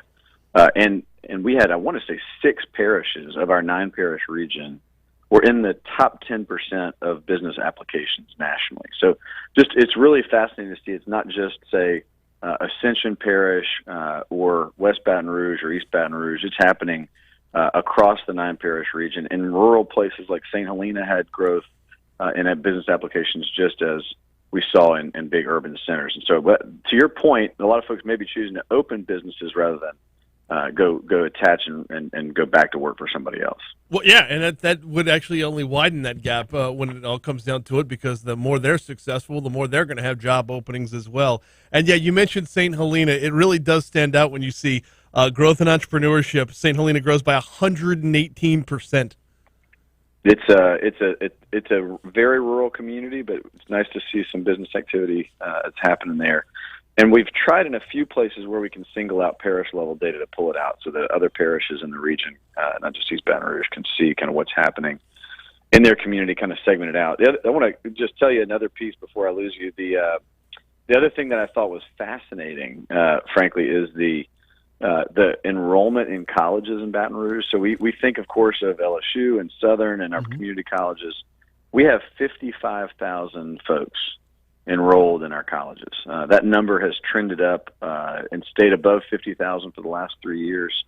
But that's the highest on record and includes a substantial increase overall for all of our universities. When we think about Baton Rouge as a college town, just think about 55,000 students. That's just an amazing number. Okay, I wanted to ask you about this, and I'm glad you brought it up, because LSU grew by about, 1,700 or so from the fall of 2020 to the fall of 2021. Southern grew by about 300. Just about 300, and another 500 over at BRCC. How much of this was new enrollment, and how much of this was taking a step back in 2020 because kids did not want to attend due to COVID? Well, if you look at the lines, they're growing steadily. There had been some shifts, for example, at BRCC. They stepped down a little bit, but then you saw from 2019 to now to 2021, they're recovering toward where they were in 2019. Really, that was the only one that was down from pre-pandemic levels in a substantial way. River Parishes, kind of our community colleges, both had a little bit of a step back during the pandemic, but they're showing that they're recovering those numbers. But at LSU and Southern, they've held their own and are growing again, well above where they were pre-pandemic. Got about a minute and a half left. What should we be on the lookout for in the first quarter of 2022? So what we asked our employers in a survey that we did was, what are you seeing? And for all of them listening, folks are making more money and expect to make more money next year as businesses than they did this year. At revenue expectations, folks expect to see about 63% are saying they're going to see revenue increases for their business next year, and they're hiring. So when we talk about that huge jump in application or open positions, we have 42% saying they expect to see even more hiring next year than over this year. So positive to see a lot of activity. That's a big change from the data we saw heading into this year, which this year ended up way better than anybody expected when we were heading into 2021. And so the outlook for folks, both for hiring and revenue increases, is way up over last year. So I think you should expect to see that, more hiring and folks looking for more ways to grow their businesses as they've got this great moment in time of revenue increases kind of across the board. He is Adam Knapp from the Baton Rouge Area Chamber. You have a Merry Christmas and a Happy Holidays, and we'll talk to you in the new year, sir. That's great, Brian. Thanks for having us this year. It's been Always. great. Yes, it has been. It's been informative, entertaining, and, chock full of information. Adam Knapp from the Baton Rouge Area Chamber. Speaking of hiring, BRPD's hiring as well. Actually, they've got a new training academy out right now, but that's going to be one of the many things we talk about with Chief Murphy Paul next.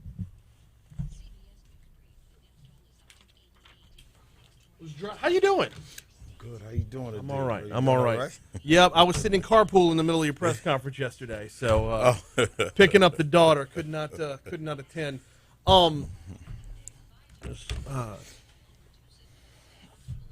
Daughter had a orthodontist appointment last week.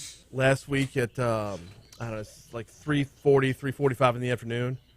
So the orthodontist is in that area right behind headquarters, like behind the school exactly and all that. So I'm driving by, and all these sweatsuits are running up the road, and I'm like, look at this. This is a training academy. It was like the first week of the nice highs. Carter just had academy. Carter is the Capital Area Training Academy. Okay. All of the first responders. Really? 20-something. So we did pretty good just Good. for BRPD. Yeah. Those numbers Especially in the challenging times. Well, and that was what five of them come from other police agencies, and we just hired a guy back. We got a guy resign, went to another department, and came back, sent a very heartfelt letter on coming back. So we're glad to have him back. I just signed that this week. That's cool. Last week. I signed it end of last week. I mean, and that was where I was intending to go, but obviously the drive-by and the homicide rates and all that are going to trump it. I'm just going to set the table by letting you reset everything that you had to say yesterday. Mm-hmm. But yeah, I saw this story last week, and Which this one was. is this? There's reason Portland police responded only to high.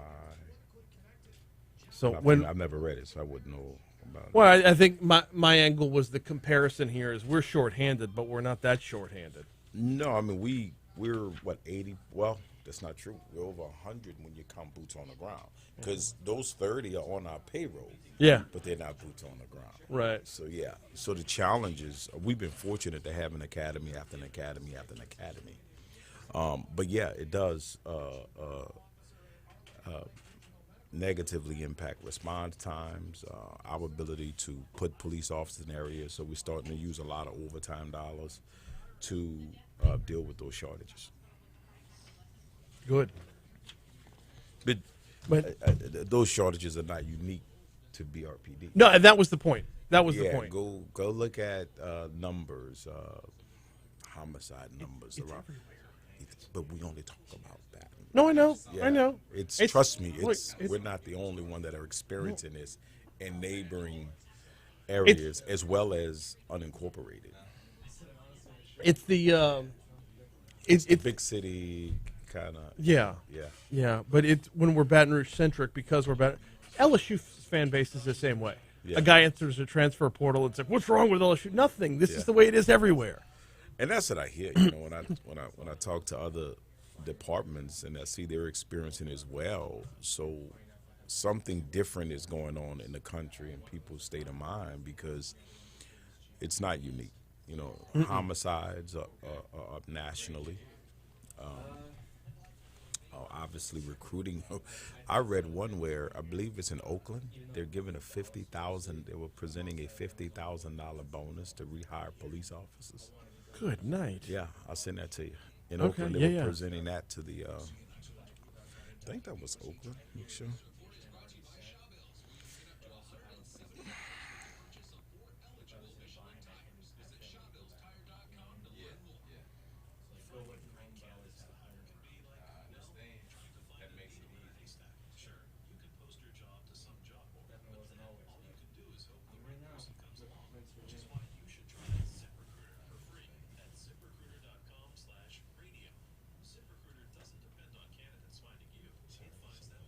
Targeting veteran officers. Is this looking to bring people out of retirement, or? Oakland City leaders are expected to vote Tuesday on an emergency proposal aimed at recruiting more veteran police officers, not rookies, according to MC. The move comes amid a crime spike that puts Oakland on track for a deadly record-breaking year. The city council will vote on offering $50,000 hiring bonus. Yeah. That's huge. Yeah, it's not just here. That's.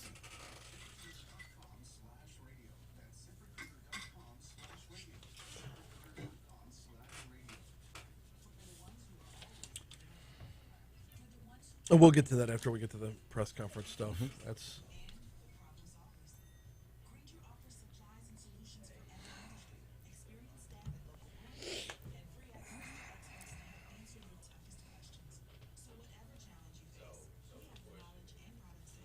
Debbie says, combine the workforce and unemployment departments. That's an interesting take. That's on a state level, though. That's worth exploring. I'm going to ask about that.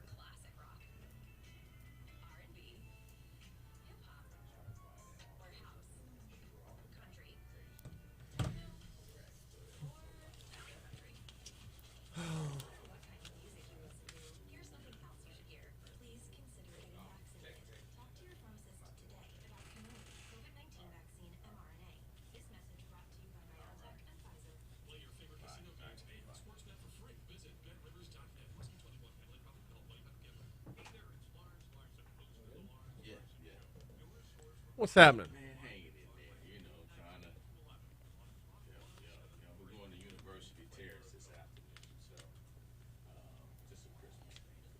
Gotcha.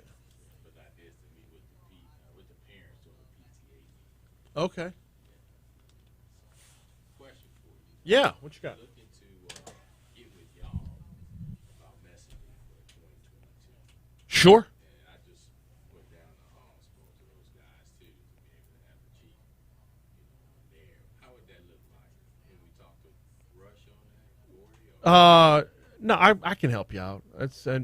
Chris Elliott's the main ops guy who runs all 4 stations. I'm PD for Talk, so program director for Talk. So, but getting on with you talking about getting the chief on with Condon? yeah. How would that look? Well, I'm just A food fight. That's how it would. I'm just saying It's now. my first time hearing that one. It's my first time hearing that one, so we understand. Actually, You know, 'cause it's yeah, huge, 100,000 watts. 100,000. Let's talk. We definitely can. By the way, Rich came down this morning to compliment you for yesterday's press conference. I don't believe that one. but okay. Jake, am I lying? Okay. I think he just needs a hug. Do what? He really just needs a hug. Yes, he does. 7:38. I'm ready to hug him. You just set it up.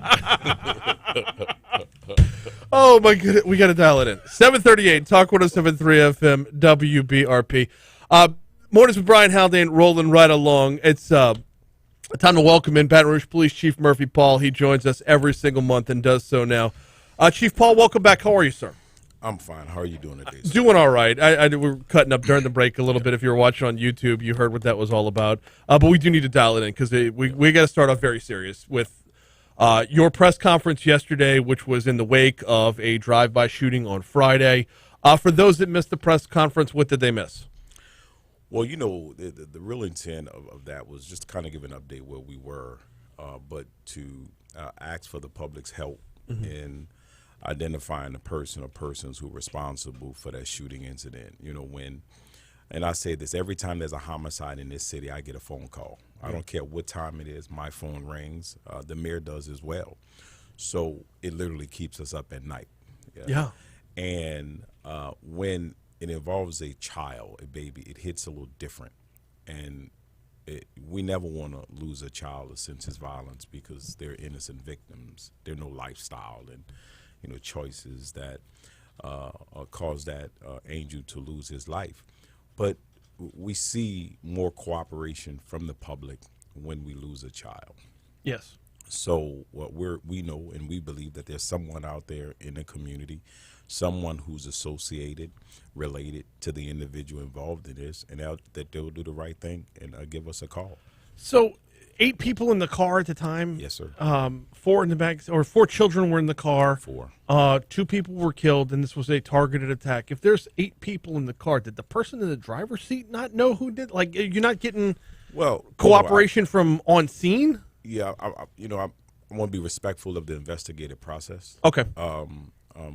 I think when you look at the number of people in the vehicle, by the grace of God, there were only 2, but you had other innocent babies that were also in that car. Yes.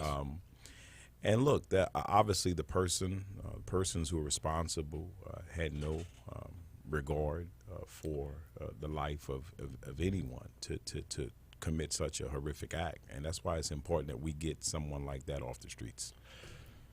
What we've been seeing with this record homicide rate in Baton Rouge this year, while it is, as a resident of Baton Rouge, it is scary, but it is also relatively contained as well. I think I don't want that to go overlooked. Yeah, and I'm not trying to like play Pollyanna about it. So let's but look at the numbers, right? We've had 114 what we call actual homicides in the city.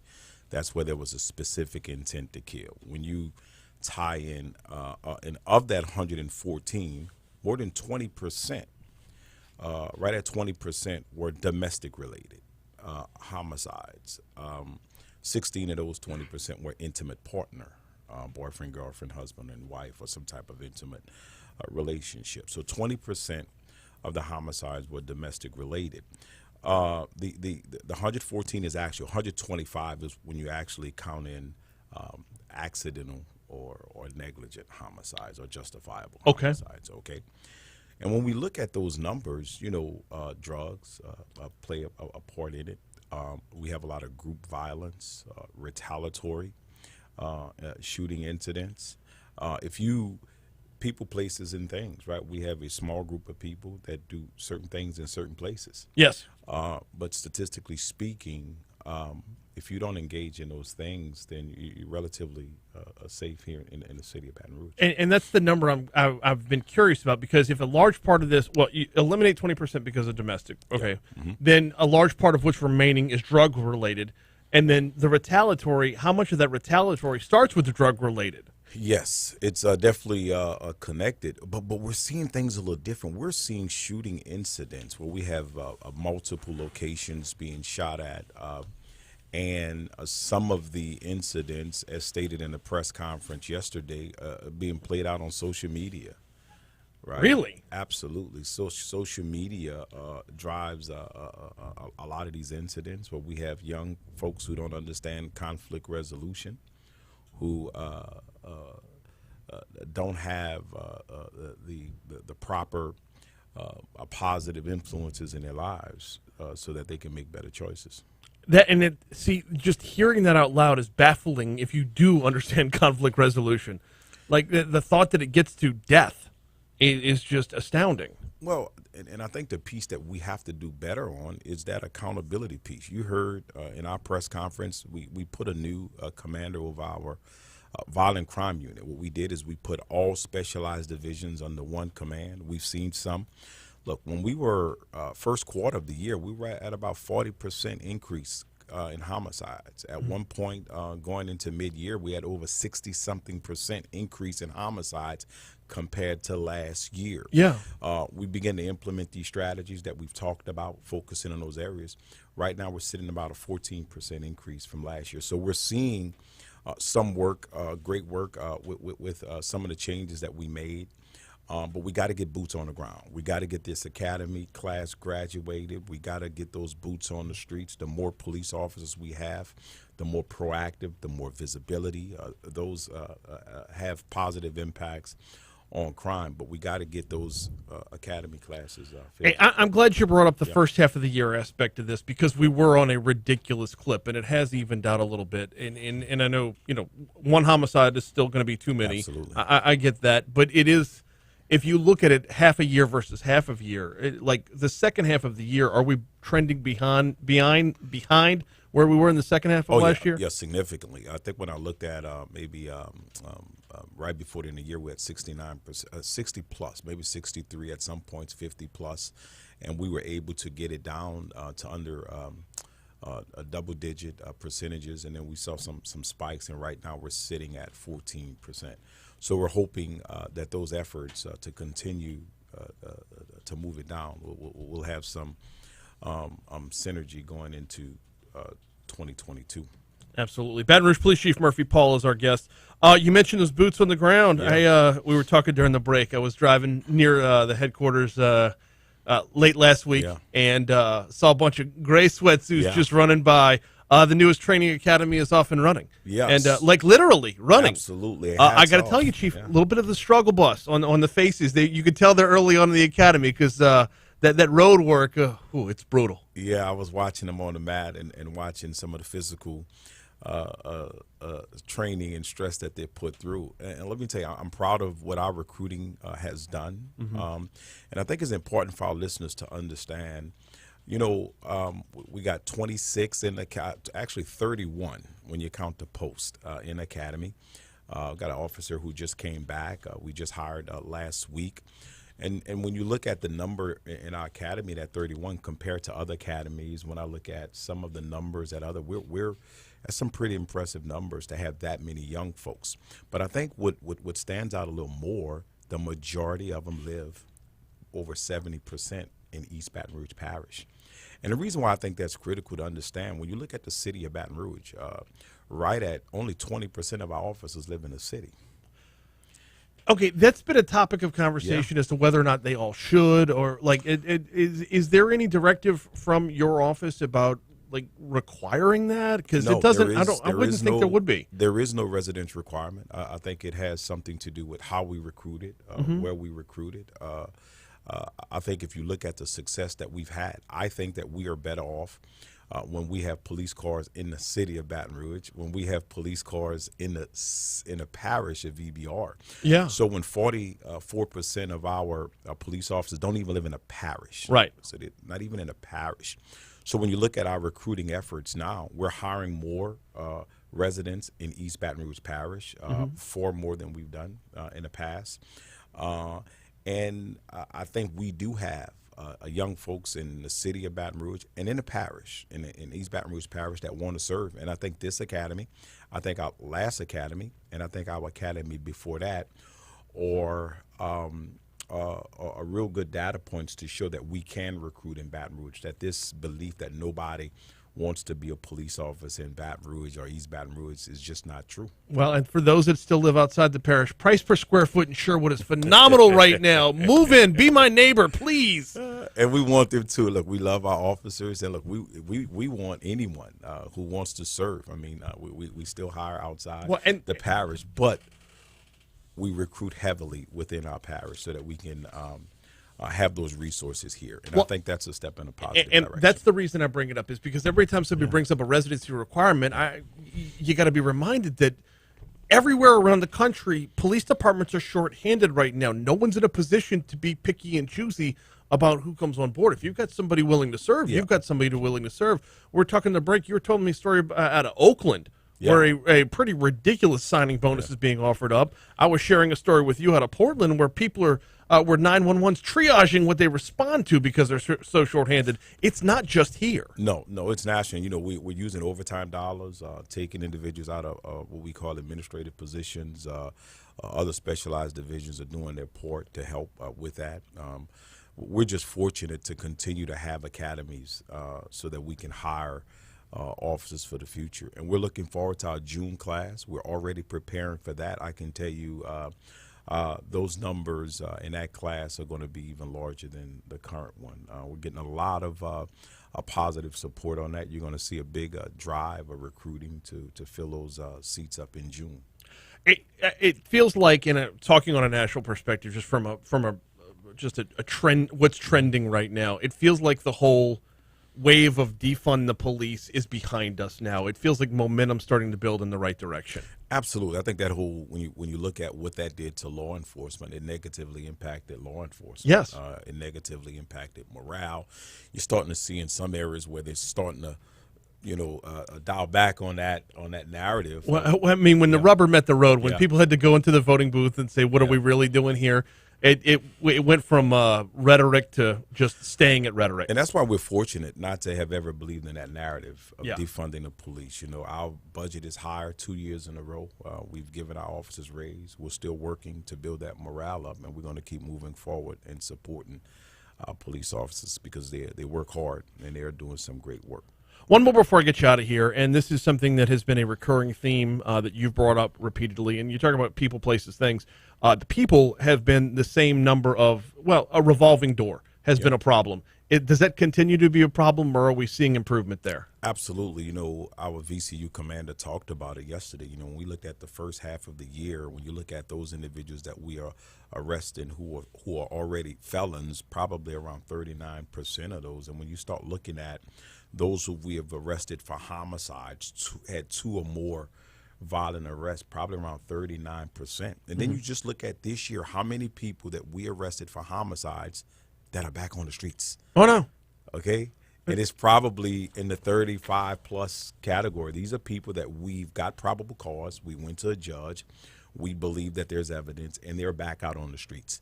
Now, here's what happens. When we arrest somebody for a homicide, when we arrest somebody for a shooting incident, and they make bond, and they're out on jail until that a court hearing happens, they go back to those same areas. What? I talked about it yesterday. It's around 9.3 and 9.2 square miles in the whole 88% what we call areas of concern.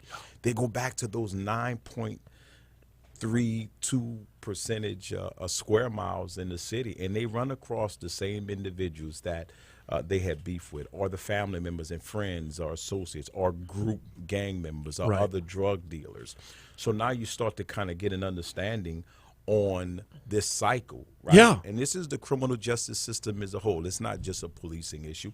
This is not just a court issue. This is a community issue.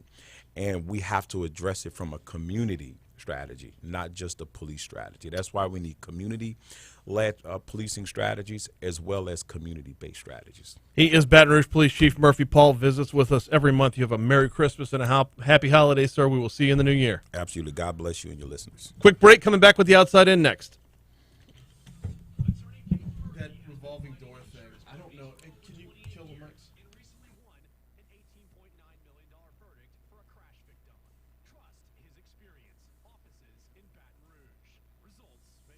Brian Haldane here for St. Vincent de Paul. This holiday season, make a donation that truly helps people in need. If you've got a boat, car, motorcycle, or RV that you no longer use, consider giving it to St. Vincent de Paul. This donation could get you a tax deduction, so go to svvppr.org to learn more. Louisiana hotels know a thing or two about hospitality, from the thread count of the sheets, to the little scented soaps in the bath, to the praline on the pillow. For the Louisiana Restaurant Association's SIF, the same is true when it comes to workers' comp. Our team knows what Louisiana hotels need when it comes to your team's safety and your success. Everybody who's anybody goes with LRA Workers' Comp. Ask around. In this business, word of mouth is everything. With holiday season upon us, scammers have plenty of inroads to steal our money and even the gifts we send. Here are some ways to protect yourself. When shopping online, use well-known sites and type the web address yourself instead of clicking on a link. Buy gift cards online from the retailer or from the cashier to avoid compromised cards that might be sitting on gift card racks. Require a delivery signature for packages to avoid the possibility of holiday gifts being stolen from the recipient's doorstep. Visit aarp.org/fraud-watch-network for more tips on enjoying a scam-free holiday season. At 9 o'clock, the news is happening now and it's happening live on WBRZ Plus. The news you want when you want it from the news team you trust. The weather first, breaking news, exclusive Nakamoto investigations, and problem-solving 2 on your side stories. There is no more waiting. Prime time is your time to watch the 9 o'clock news on WBRZ Plus. Watch WBRZ Plus on Cox 11, Intel 2, and however you stream. Talk 107.3, the new flavor of talk. Hey, Dave Ramsey here. Every day I talk to listeners from all walks of life about their journey to financial freedom and how they can get there. But right now, I want to take a minute and talk to all you local businesses out there. Guys, it's going to be okay. We're going to get through this together. It's important to keep your business relevant right now because it'll really affect how you come out of this crisis.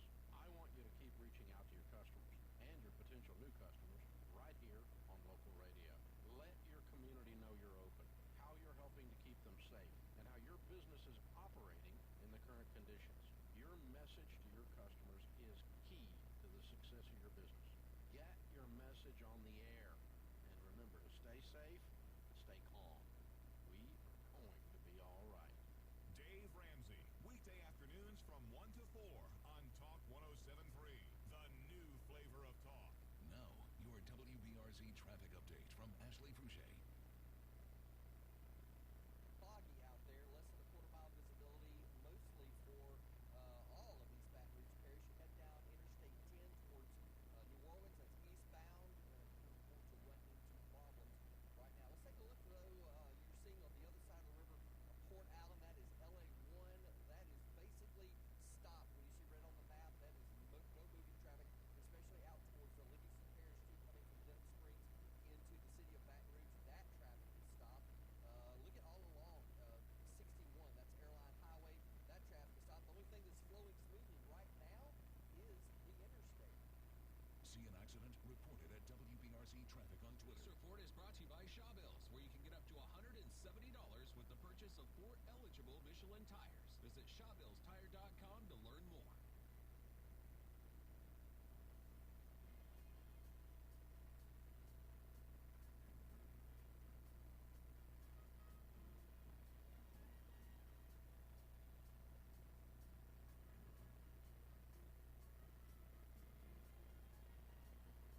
I accept mine.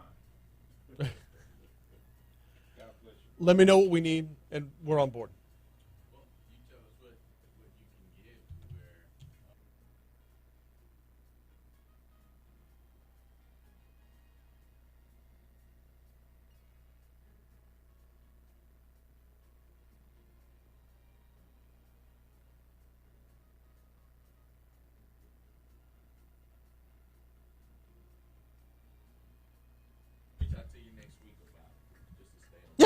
We got you. Appreciate you, Chief. 757 Talk 107.3 FM, WBRP. Ran long with the Chief, ran long with the bump. Talking to the Chief. Let's dive into the outside in.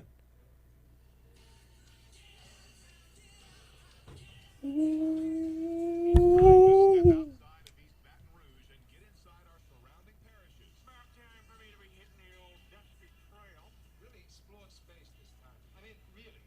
Yeah. Explore the space. The Outside In, presented by BRPT Lake.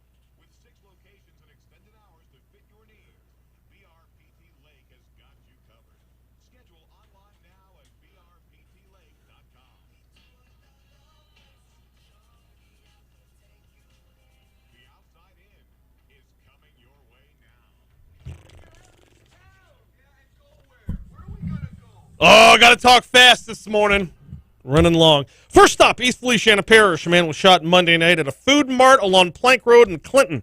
East Feliciana Sheriff's Office said the victim was shot in the shoulder around 9 p.m. Monday at DB's Food Mart. That victim suffered non-life-threatening injuries. Next stop, St. Martin Parish, where an East Baton Rouge District Attorney's Office employee was booked on drug-related charges and resigned Monday. KATC out of Lafayette reports Dusty Guidry was arrested in St. Martin on several drug charges, including manufacturing, possession with intent to distribute, and transactions involving proceeds from drug offenses.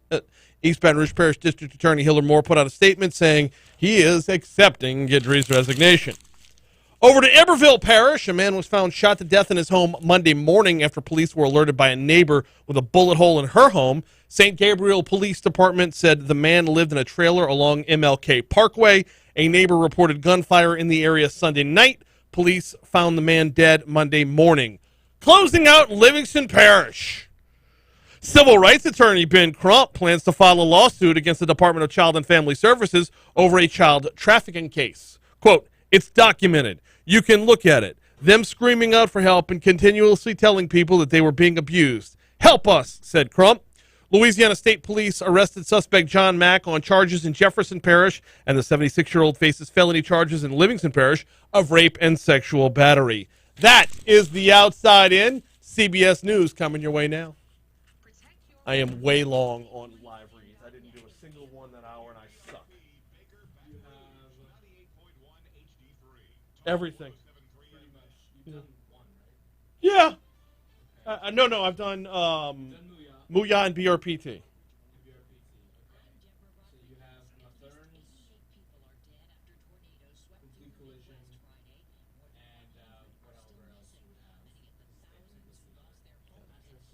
Baton Rouge Mattress.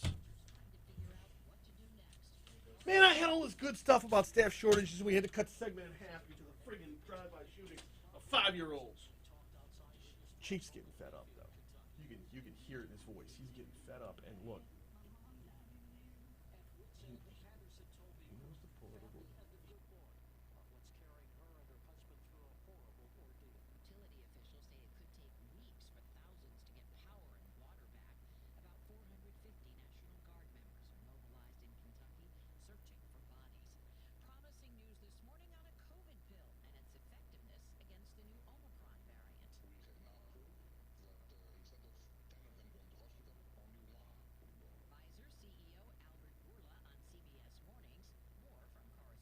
More from correspondent Steve Kathan. Pfizer says its testing on its COVID treatment pill indicates it can cut hospitalization or death in high-risk, unvaccinated adults. Frog in boiling water, the frog will jump out.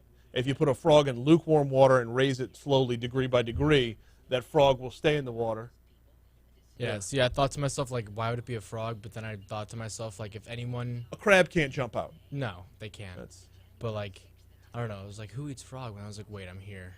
Like, frog's actually really delicious. Frogs are good. Frogs are legs, really good. Frog legs are really Alligator? Whew. A lot of food I wouldn't have liked back in the day. My picky self. Aren't you from Florida? Florida and Texas. Grew up mostly in Texas. Florida, you'll just learn to live with alligators. You don't learn to eat them. They're our friends. Come on. They're like our dogs. All right. I got to run down the hall real quick.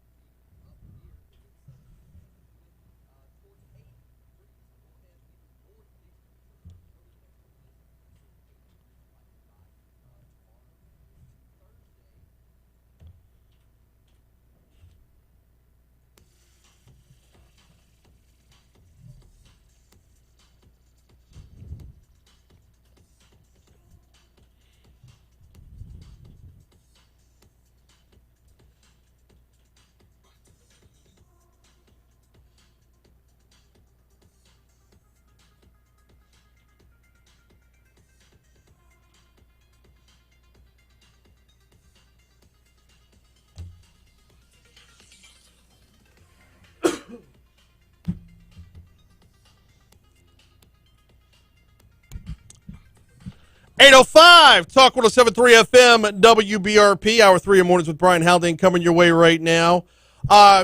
Jake is going to have This Day in History momentarily. Before that, though, I got to remind you about the folks over at Mathern's. The clock is ticking. Wait, no, first of all, I got to apologize. You know, I was telling you about that new rice whiskey from JT Mellick. Turns out the allotment was a lot smaller than I thought. The founder's batch that came out, it's just a test run. It wasn't a full run. So if you went to Mathern's looking for JT Mellick whiskey, I apologize. It'll be here in the new year. Check out my review on TikTok if you want to learn about it. It's actually really good stuff. Rice whiskey, very smooth, very sweet. No burn going down either. Anyway, the folks over at Mathern's, the clock is ticking right now. If you want to get in on catering for your holiday party, I mean, we are, 10 days away from Christmas Eve. So this is really the last weekend for Christmas parties, for your company holiday party and the like. Mathern's over at LSU, 367-6074. They're on Nicholson at Skip Burtman Drive in the Nicholson Gateway Shopping Center. And while they might not have JT Mellick whiskey available, they will have your craft beer, your wine, and all the fixins, all the ingredients, and all the catering to get you through this holiday season. Downtown location as well, but Nicholson at Skip Burtman Drive. If you want to call to get the lowdown on all the catering options, 367-6074. Or just swing by. Easy in, easy out. Nicholson at Skip Burtman Drive, right across the street from Tiger Stadium. It's Mathern's Market. All right, Jake. This day in history, what do you got?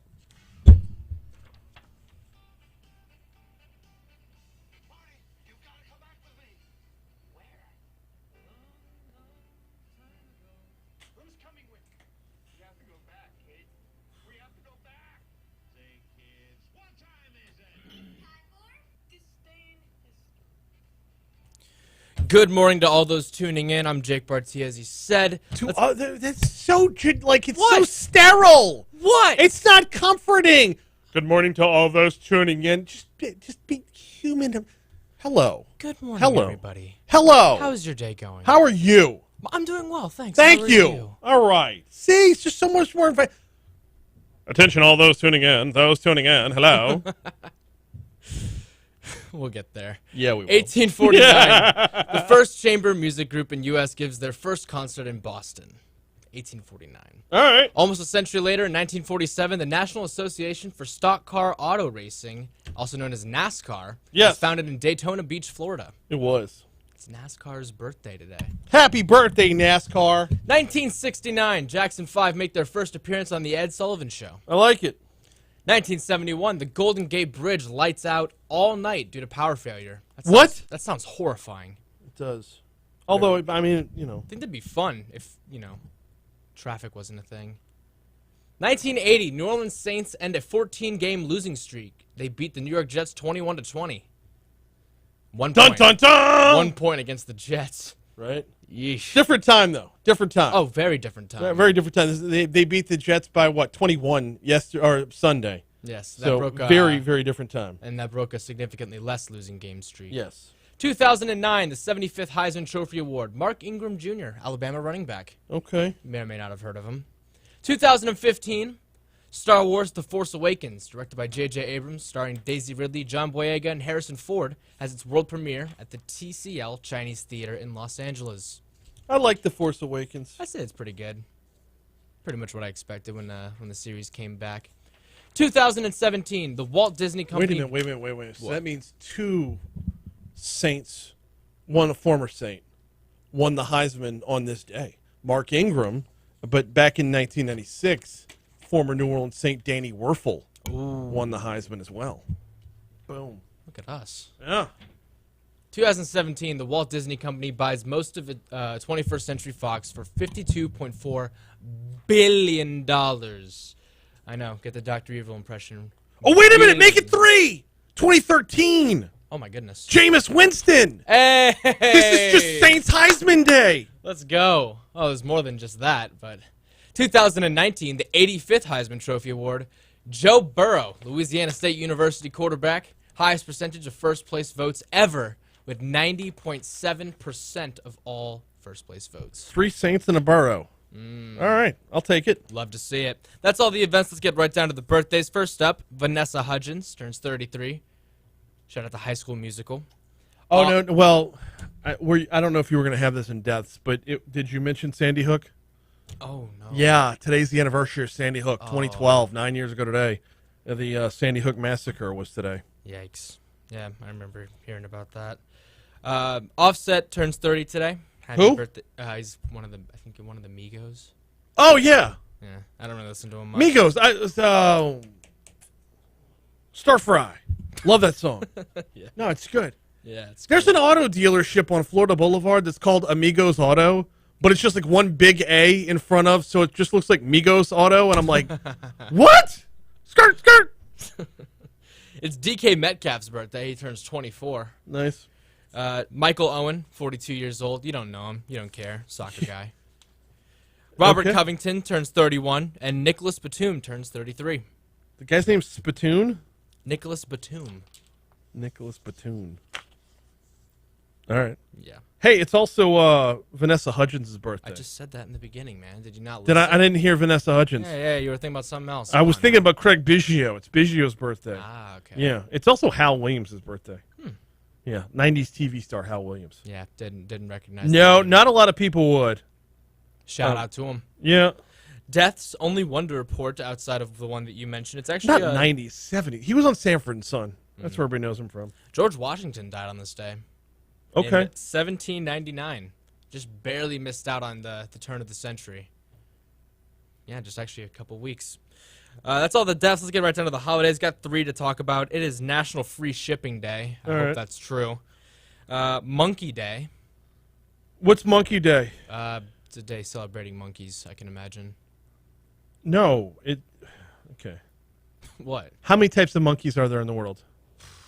More than you'd think. I don't actually know a number. On this day, we celebrate the 260 different types of monkeys around the globe. 260? Yes. Yes. Do we count? No, we do not count as monkeys. Huh. I know, weird, huh? Yeah. Well, the last holiday I have is probably the worst one of all time. It is National Alabama Day.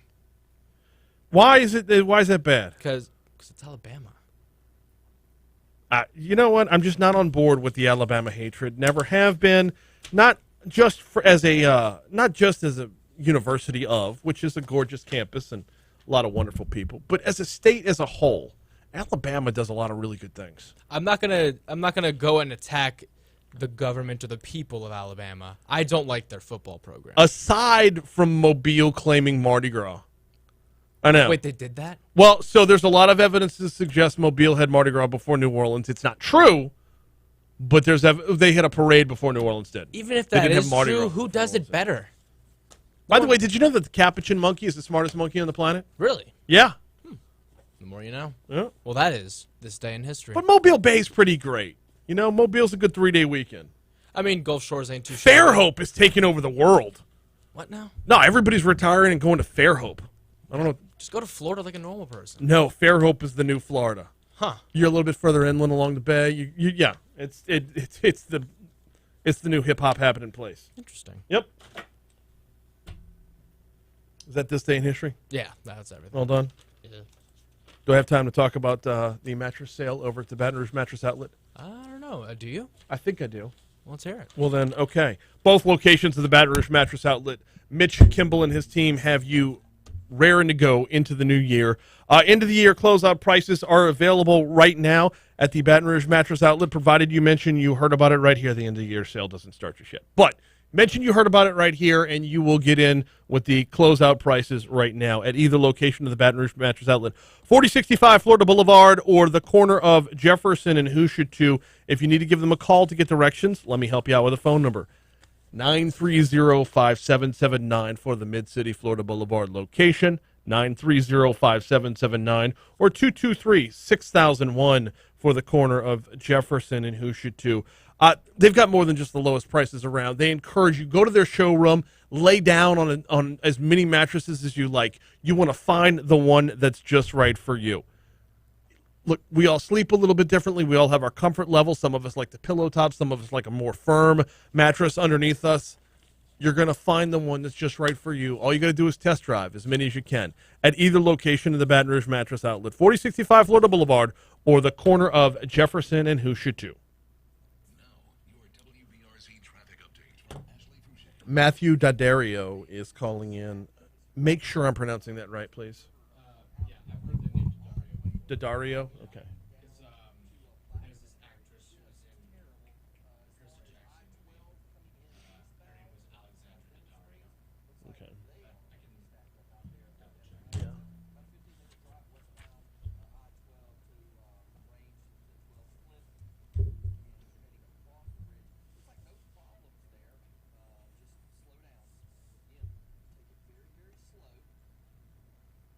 See an accident? Report it at WBRC Traffic on Twitter. This report is brought to you by Shawbills, where you can get up to $170 with the purchase of 4 eligible Michelin tires. Visit ShawbillsTire.com. It's not. It's just one of the.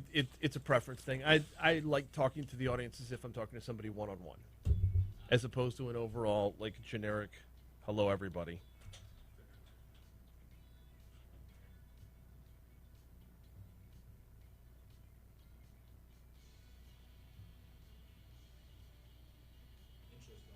Yep.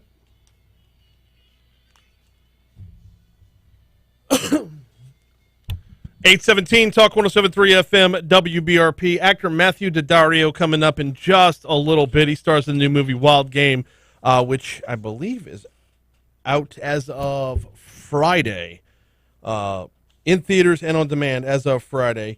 Matthew Daddario has been in a number of different films. One of them, When the Game Stands Tall. I always love when I have a Louisiana connection with interviewing an actor, because just like to get feedback on how we're doing. Filming in Louisiana. When the Game Stands Tall, I want to say it was De La Salle down in New Orleans. So looking to talk to Matthew Daddario shortly. Hey, Talk 107.3 and Citizens Bank and Trust are in the spirit to rock your holidays with $15,000 cash. We got the 15K holidays going on. What would you do with an extra 15 grand this year? Well, if you want to find out, head to talk1073.com. Register to win your $15,000 cash. This is powered by Citizens Bank and Trust and Talk 107.3 FM, the new flavor of talk in Baton Rouge. So, Wild Game is not a Christmas movie. I'm sure we will talk Christmas movies as we get closer to the holiday season. Also, the door is open. I've been taking suggestions via email or via Twitter as to who you want to hear the year in review from. All the different departments, all the different newsmakers, all the different legislators we've talked to throughout the year. Who do you want to hear your 2021 recaps from? I'm booking interviews out for the rest of the year, and would love to hear what kind of feedback you've got going, or what kind of feedback you would like to hear from. All right, joining us right now is the star of the new film, which it comes out Friday. The film's called Wild Game. The actor's name is Matthew Daddario, and he joins us now. Matthew, good morning. Welcome to Talk 107.3. How are you, sir?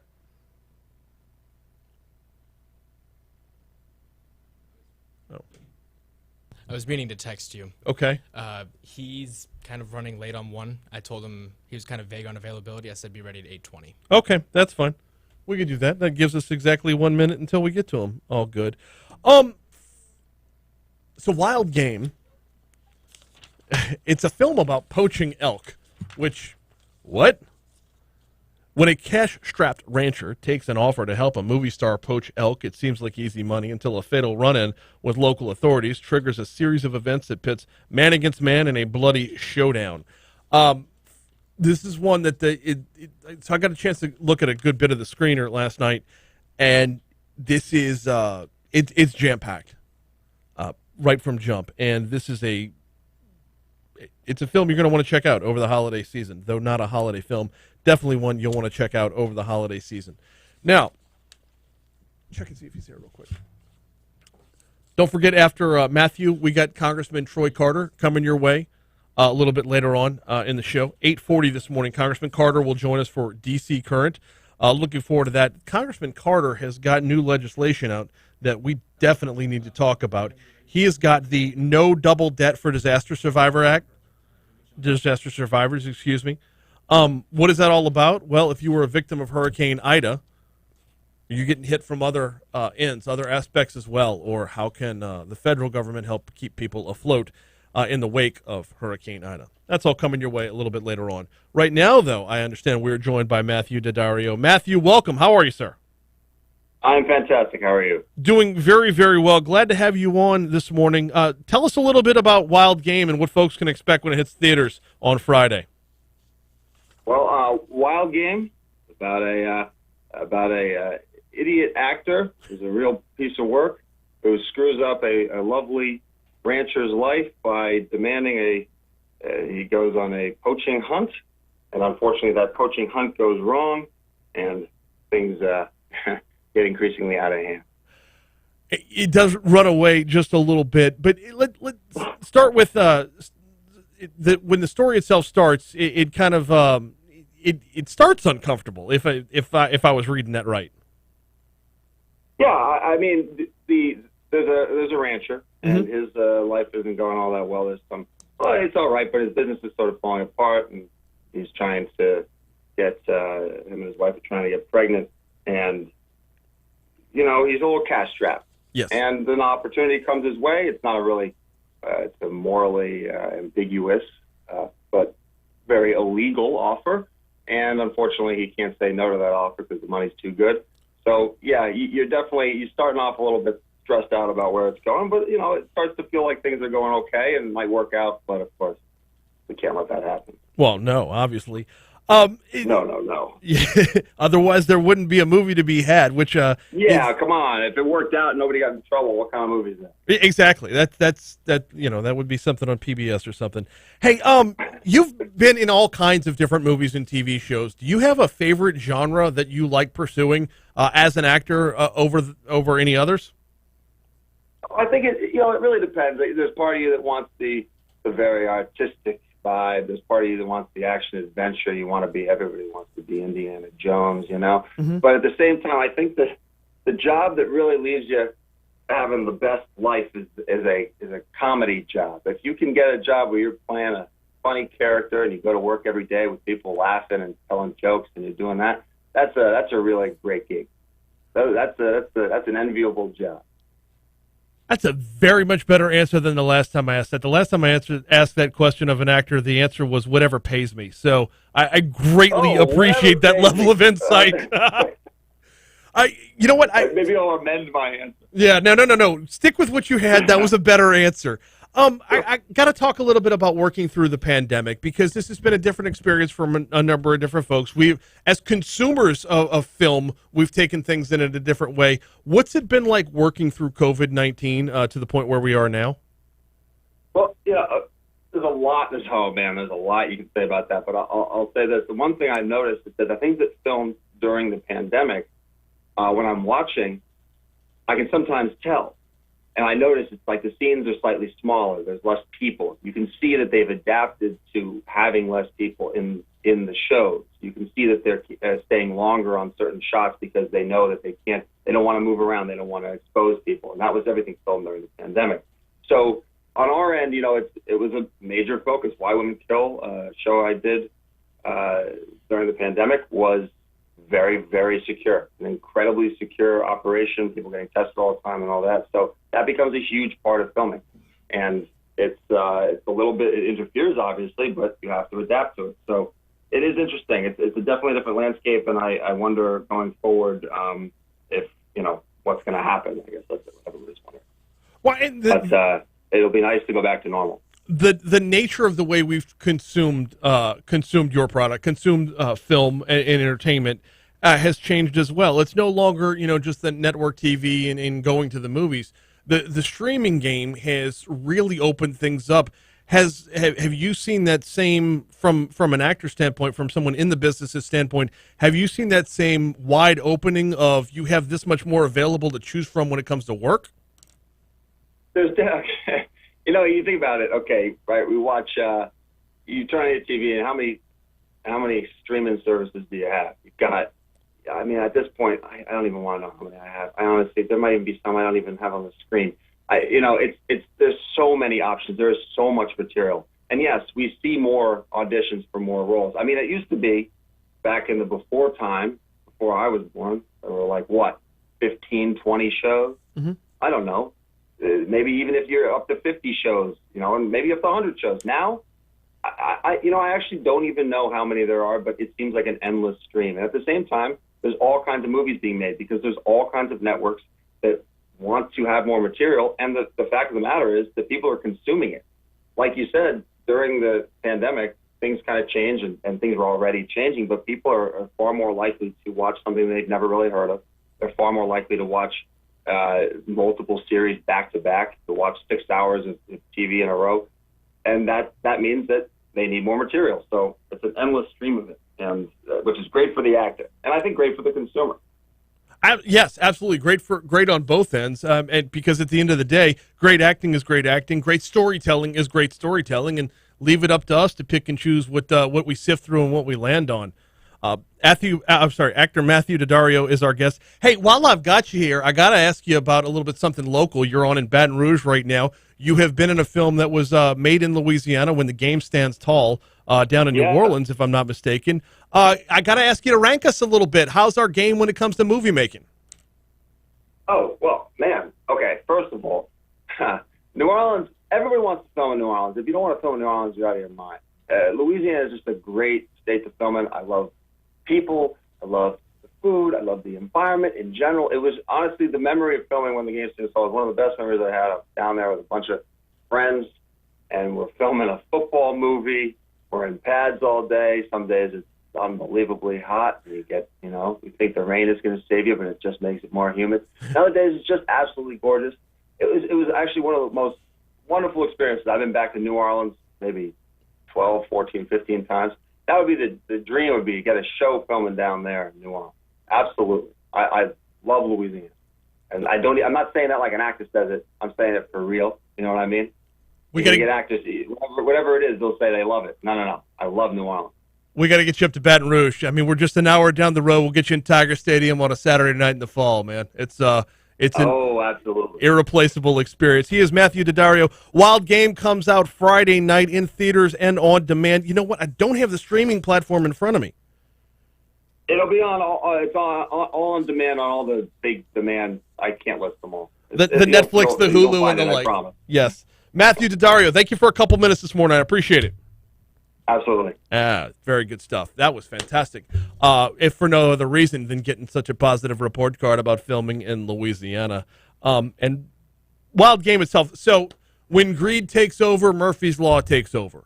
That is part of the whole cinematic experience, as it were. It's a story we've probably heard a couple of times. Although when you're out in the wild, when you're poaching elk, it will take on a different scenario altogether. In fact, you know what it says right here. Wild Game is a cautionary tall tale about a rancher struggling to fund his wife's fertility treatment. The film warns about the dangers of the easy road and the inescapable shadow of Murphy's Law. I asked him about the pandemic because that's what happened with this movie. They were filming this movie during the pandemic, which definitely changed things. It's going to be interesting to watch that takeaway of scenes will last a little longer, tighter shots to not show. If you're not showing a broader shot, you're not expecting a big crowd behind you because there is no crowd to be had. From a cinematography perspective, you wouldn't think to look for that on the way in. And just as a regular consumer of film, you wouldn't think to look for, oh, wow, I wonder why that shot's so tight. Oh, that's because there's not a whole lot of people there. Do I broaden this out to a political take? No, I do not. Maybe when CNN shows you a protest or a rally and you see 4 people screaming into a megaphone with a poster board, you don't have a wider shot. Why don't you have a wider shot? Oh, maybe because no one's there. The same camera tricks can be applied in film to make something look bigger than it is. But interesting takeaway, though. Longer scenes with fewer people on set. You do get used to it, and definitely looking forward to making their way back out of it again. Matthew Daddario. If you missed any of it, it'll be available on demand at talk1073.com not long after this show is off the air. So, we're not done yet. We got a lot more ground to cover. And part of that ground to cover is going to be Congressman Troy Carter. Will join us next for D.C. Current. Looking forward to talking with Congressman Carter about a number of different things. Inflation, there is no end in sight. The spending remains out of control. We already know going into the conversation, Congressman Carter is going to be in favor of more spending, not less. How do we get a hold of that? How do we get our feet back underneath us? We'll talk with Congressman Carter in our next segment. We are also going to talk with Congressman Carter about something he's got in front of the legislature called No Double Debt for Survivors Act. You're going to want to dig into this a little bit. This is it poses a number of interesting topics. You know, you've heard about people looking for forgiveness for student loan debt. What about just pushing pause for certain debts while you dig your way out of your Hurricane Ida mess? We'll talk about it and a couple of other things coming your way next. Before that, though, we've got CBS News. We've got our own local news. We've got our traffic. We've got our weather as well. And then we're coming right back at it, right here on Talk 107.3 FM. This is Mornings with Brian Haldane on Talk 107.3.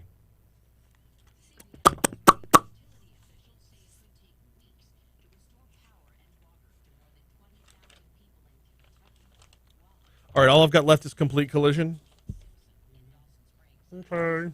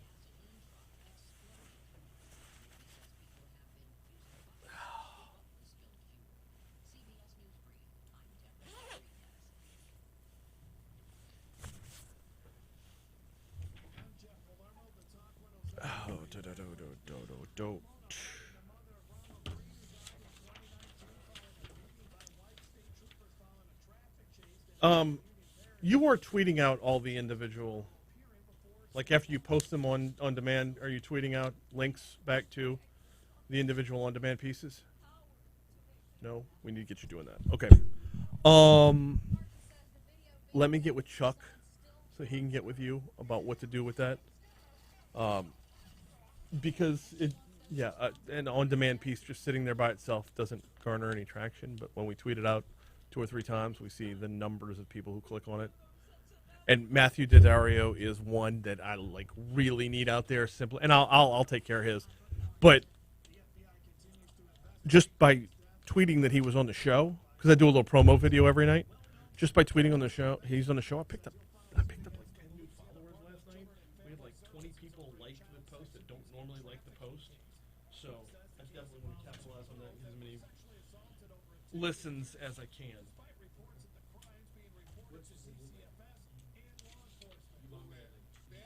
Yeah. No. On Talk's Twitter. Talk's Twitter should be logged on there. Yeah, no, not on yours. Normally it would be like a pull quote, like something that the person said, like something the guest said, like, love making movies in New Orleans. I've been back 14 or 15 times. Matthew Daddario talking with Brian and you tag me in it, talking with @Brian Haldane on Talk 107.3.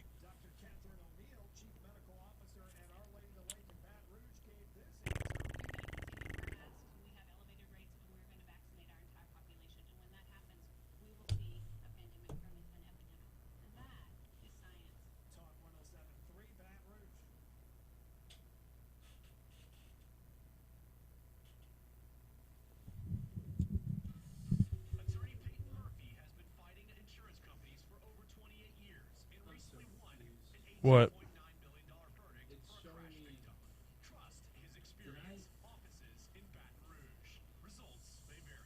It's showing me 811 stuff in stack. But that makes no sense. No, it doesn't. Because we did the stack after the first segment, right? Yeah. I'm gonna delete everything. Go from 30. Scroll. Look at the rest of the log and make sure it's all in there.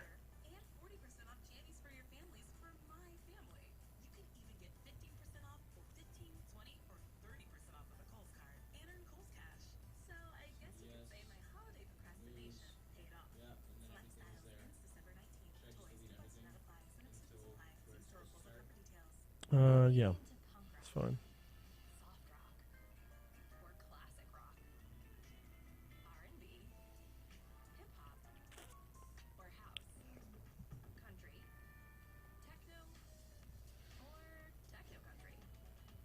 But no matter what kind of music you listen to, here's something else you should hear. Please consider getting vaccinated. Talk to your pharmacist today about Comirnaty, COVID-19 vaccine mRNA. This message brought to you by BioNTech and Pfizer. Now, your WBRZ traffic update from Ashley Fouché. Let's take a look right now at the fog. Speaking of, this is what it looks like. Talk It has 173. been this way for several hours. Morning, Troy. How are you? The visibilities are zero. Congressman. We're going to be live in just a couple minutes. We'll get you on, okay? This fog bank is spread. Thank you. Look at Easy. I-55 there, Macomb, zero visibility. That runs from south into New Orleans, across the twin span, and this is going to be problematic, I think, as we go. See an accident? Report it at WBRZ Traffic on Twitter. This report is brought to you by Shawbills, where you can get up to $170 with the purchase of 4 eligible Michelin tires. Visit ShawbillsTire.com to learn more. Crawler Supply Company, your local Case construction dealer. I'd like to thank you for your support over the years. We've been a Case dealer since 1971 and continue to grow strong with the Case brand. As a certified diamond level Case dealer, we're able to bring you the best prices and product support in the industry. Give us a call to try out our new M-Series dozers and D-Series excavators. And don't forget to ask about our lease purchase program. Call 225-357-7515 or at crawlersupply.com. Crawler Supply Company, and Case, your partners in the construction industry. Your path to recovery in a brand new life is now closer than ever before. Introducing the Grove Recovery Center in Ascension Parish. This is a safe place to learn how to successfully live sober and maintain sobriety. The Grove is a residential campus where the journey to a new you and a brighter future begins. Offering multiple levels of care and recovery in a style unique to our state. Call 225-310-2600 night or day. The Grove Recovery Center. Recovery designed for you. 310-2600. Oh, wow. So many lives are touched by cancer. Bro. 1 in 2 men and 1 in 3 Um, cancer. At the American Cancer Society, we are on a mission to free the world. Byron says the whiskey's delicious. Had some Friday evening, very smooth. Like a ride to treatment, a free place to stay, a 24/7 helpline. But these little things are really the big things. Because to a cancer patient and their family, they're everything. And every day we reach thousands of cancer patients who so desperately need these services. But we need your help to get these critical services to more I'm just now reopening YouTube. A lot of comments for Matthew Daddario. Loved having him on. He was fantastic. I really like the fact that I asked him the question about his favorite roles, and like, okay, so I'm trying to remember who the freaking actor was where I asked him that and he was like, whatever pays me. I remember Steven Weber's answer to that question. Steven Weber from Wings and Chicago MD. His answer to that question was storytelling. He just likes to tell good stories, and I friggin' love that answer. That's fantastic. Yeah.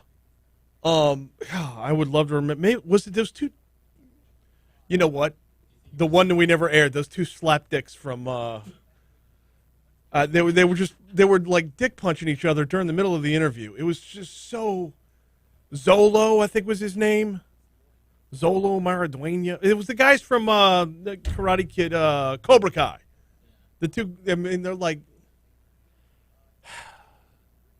Yeah.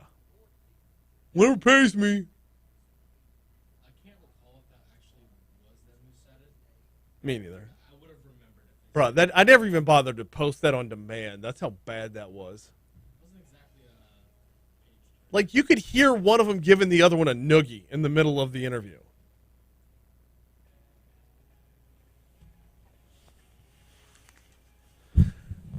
$8:39 Talk 107.3 FM WBRP. We've got a lot of ground still to cover here on the show, and time is short, so let's dive right back in. Welcome in Louisiana's 2nd District Congressman Troy Carter to the show. We call it DC Current, and we welcome in Congressman Carter now. Congressman, how are you, sir? Hey, good morning, sir. How are you today? Doing very, very well. We've got a lot of ground to cover here, but I've got to start with the important stuff. Are you done with your Christmas shopping? Haven't even started, I'm afraid to say. I've got a lot of shopping to do, man. I got to get back to Louisiana to get on that. Hopefully we'll be back tomorrow and I can start and finish my shopping. Okay, get on it, man. I don't need anybody in the doghouse for the new year. That's exactly right, brother.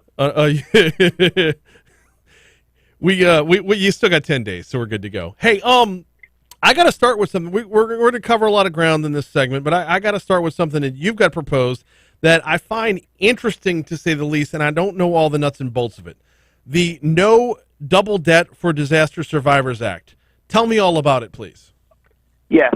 It's born out of the reality that people, particularly in Louisiana, but also in other states that suffer mudslides, wildfires, and other natural disasters. Of course, Louisiana, we face these storms every year. Then we've had Hurricane Ida, and people borrow money to recover from SBA and various loans. And at some point, we've got to recognize that people will never dig themselves out of this hole if we don't help.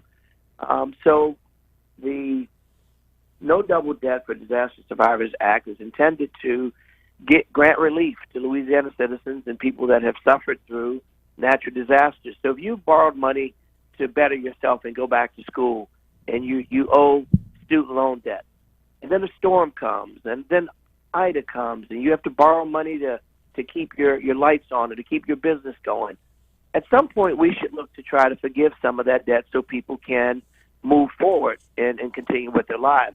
So what this act does, it says that if a person has already borrowed money for student loans, and then they have to borrow money from SBA to keep their businesses open or to stay alive, that the federal government will forgive the portion of new money that they apply for. So if they have $10,000 of student debt, hypothetically, and they borrow another $10,000 from SBA, we forgive $10,000 of that student loan to allow that person to catch up so they don't continue to go deeper and deeper and deeper in debt. And Brian, listen, we bail out small countries, we bail out the auto industry, we bail out banks.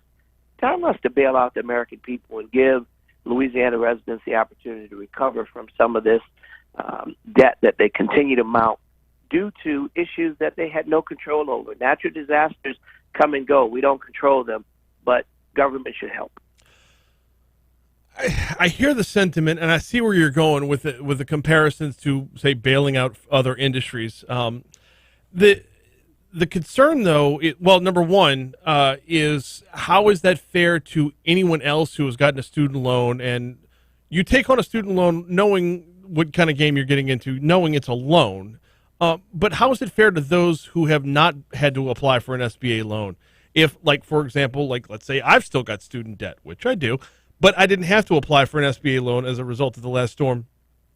And do I just count my lucky stars that I wasn't included in that? Or what would be the comp here that would put me in the same on the same playground as those who would be eligible for this? That would be my companion bill that I've also introduced that creates a forgiveness of up to $50,000 loans for anyone with a student loan. So I've got two different bills. This bill deals with people that are laden with natural disasters. Simultaneously, I've got another bill that would be one that would impact you, Brian. Mm-hmm. Even if you didn't have an SBA loan, it would give you the opportunity to have up to $50,000 of your student loans forgiven. And here's why this makes sense. Because if we talk about a stimulus, giving a person a $2,000 check, a $1,500 check is awesome. It's a one-time hit. It's comparable to the parable where you feed a person a day, you give a person a fish, you feed them a day, you teach them to fish, they fish a lifetime. If we create opportunities where people, instead of having to pay back student loans, which I think we can all agree, people who get more education contribute more to the community, and this is an opportunity for us to have a more educated workforce. So that's a benefit to the country. Now we turn around and we give that person some relief on their student loan. Now that person can start a business. Now that person can buy a home. And that money goes back into the economy. That's the true sense of a stimulus, where there is a direct return on investment. A person gets to then, instead of paying the money back to the federal government, pay it back into our economy. Hire people, create jobs, buy a home, educate yourself further. You know, these are the kind of inducements that make America stronger. What kind of objection are you running into here? Well, we haven't run into any yet. Okay. I mean, you know, the bills have been filed. They haven't been scheduled for hearing yet. But I will tell you the kind of enthusiasm that has been met with the general public and members of Congress is they recognize that people are hurting. People need help, and this is not a handout. The significant part about this is this is not a handout. This is giving to people who are striving to excel, who are trying to educate themselves, who are trying to be contributing citizens. You know, this is the proverbial bootstrap. You know, this is giving a person bootstraps so they can pull themselves back up. This gives an opportunity for citizens to produce and to be productive and to contribute to the American economy, to the strength of our educational system, which becomes the strength of our community. And all those things are cyclical. If we educate our people, if we train our people, if we give our people an opportunity to have the skill sets to be good, providing, working citizens, it makes Louisiana and it makes that country stronger. So what I always look for in legislation like this is what's the return on investment? The return on investment is a stronger economy, a stronger Louisiana, a stronger community. Okay, not from nothing. That might be the best soundbite you've dropped on this show. That was a hell of a selling point. Bless you. Okay, return on investment is one thing, but in order to get return on investment, you got to make the investment. So, what's the cost here? Well, the cost, we don't have a scoring yet. Okay. We don't have the scoring back yet, so I'll be happy to share that when I do. Mm-hmm. But you know what? There's going to be a cost. There's a cost for everything. But again, the return on investment far outweighs the investment.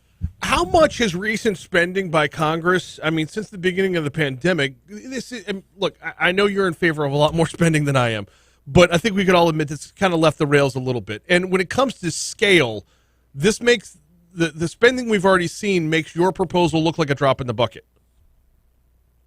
This is true. This is true. This is a very small gesture from the budgetary standpoint, but it is a huge help to the people that are impacted. I mean, this is real. You think about people who are going to work every day, and 20% of their paycheck is going toward paying back student loans. I think about people that have SBA loans from Katrina that are still paying on it, and they've had to apply for more SBA loans since that time. At what point, man, do you get under it? You never get from under it. You don't. You just keep getting deeper and deeper and deeper. And listen, the person in Southeast Louisiana or throughout Louisiana, Northern Louisiana, whatever, they didn't. It's not their fault that a hurricane came. Right. It's not their fault that their businesses were blown away. It's not their fault that they lost their home. It's not their fault that they're in low-lying areas. We, government, that's our job. And that's why the Build Back Better, that's why infrastructure plan is good, because we're going to build back better and make sure that those instances of storms are not as detrimental to the people as they could be, because we are reinforcing our resiliency. But also we have to make sure that we help them economically, that these SBA loans cannot continue to drown people because they're getting them to recover from a natural disaster they had nothing to do with.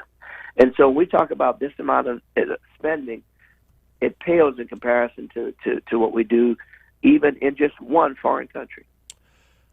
Congressman Troy Carter is our guest. We've got about 2 minutes left with the congressman. I want to get your take on, get you to sound off on a little bit. The child tax credits going to be going away real soon unless, what is the unless? Unless we pass Build Back Better. Build Back Better, embedded in Build Back Better is the child tax credit that, as I mentioned to you on our previous calls, these benefits have benefited Republicans, Democrats, East, North, South, West Louisianians, and it has made a difference. It's pulling families out of poverty.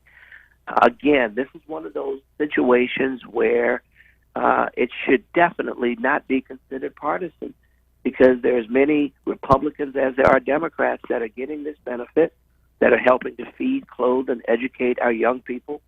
And what better investment could we make than to make sure that we are taking care of our children and making sure that they have wholesome food, academic experience, housing. This child tax credit is benefiting all Louisiana. We can't afford to stop it. And if we don't pass the Build Back Better, it's going to come to an end at the end of this month, and the people of Louisiana will no longer see this benefit. I don't think we can afford to do that. I don't think we can afford to give a gift of a lifeline. And I say a gift. It's not a gift. It's a benefit they've earned. A lifeline to pull families out of poverty and then pull it away. Just as they're starting to climb out of the hole, we snatch it back. I don't think that's good policy. I don't think it's good politics. I think the people of Louisiana, the people of America deserve better. And I emphasize, this is not a black or white thing. This is not a Republican or Democratic thing. This is not an East, West, North, or South thing. This is an American thing. This is America providing for Americans. He is Congressman Troy Carter. I'm going to want some follow-up in the new year on the scoring of this double debt bill, because I really do think there might be you're going to have numbers behind you, is my initial take on it.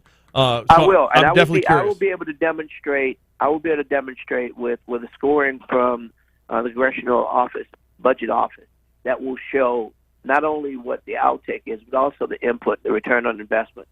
And my suspicion is very strongly that you're going to like what you see.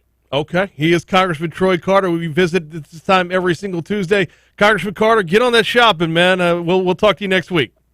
Bless you, brother. Happy holidays to you and your fans and family. And to you, sir. We will. We'll hopefully we get you in one more time before Christmas. Hey, we got to take a quick break. Coming back to close it out on Talk 107.3. Shit, I got to make up so many Your Money Now reports. I got to pull the spots and play them back like in. That's all I do.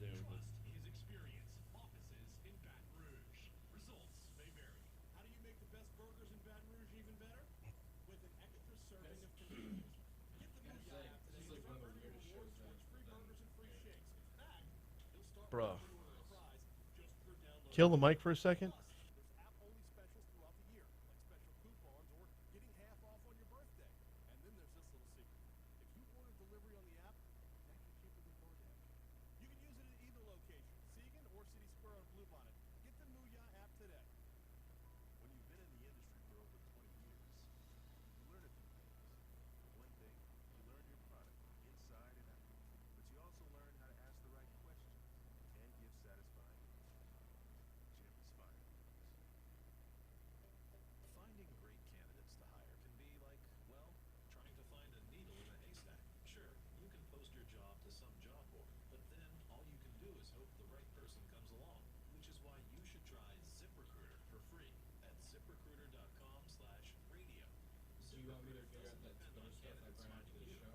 No, we do it another day. Its powerful technology identifies people with the right experience and actively invites them to apply to your job. You get qualified candidates fast. So while other companies might deliver a lot of hay, ZipRecruiter finds you what you're looking for. The needle in the haystack. See why 4 out of 5 employers who post a job in ZipRecruiter get a quality candidate within the first day. ZipRecruiter, the smartest way to hire. And right now, you can try ZipRecruiter for free. That's right. Free at ZipRecruiter.com/radio. That's ZipRecruiter.com/radio. All right. What do we got? Simona says, and Matt has a new fan. Boom! Glad to hear that. I think she's talking about me. Yes, Matt has a new fan in me. That was fun! Bruh. Okay, Troy Carter with a definite win of a soundbite about the eliminating student loan debt. I've never been a fan of eliminating student loan debt, and I'll tell you why. When I walked in to apply for my student loan, I knew it was a loan. I don't mind paying it off every month. Now, will I take it if it's offered to me? Hell yes! Actually, you know what? Let me hold off. I can talk about this when we come back. Is that Bobby Hebert? Hey, Bobby Hebert! What the hell is he selling? Oh, okay.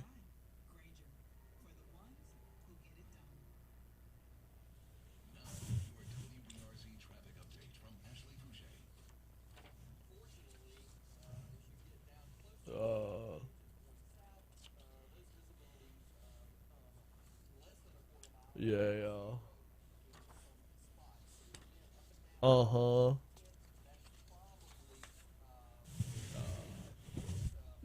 Sounds like me.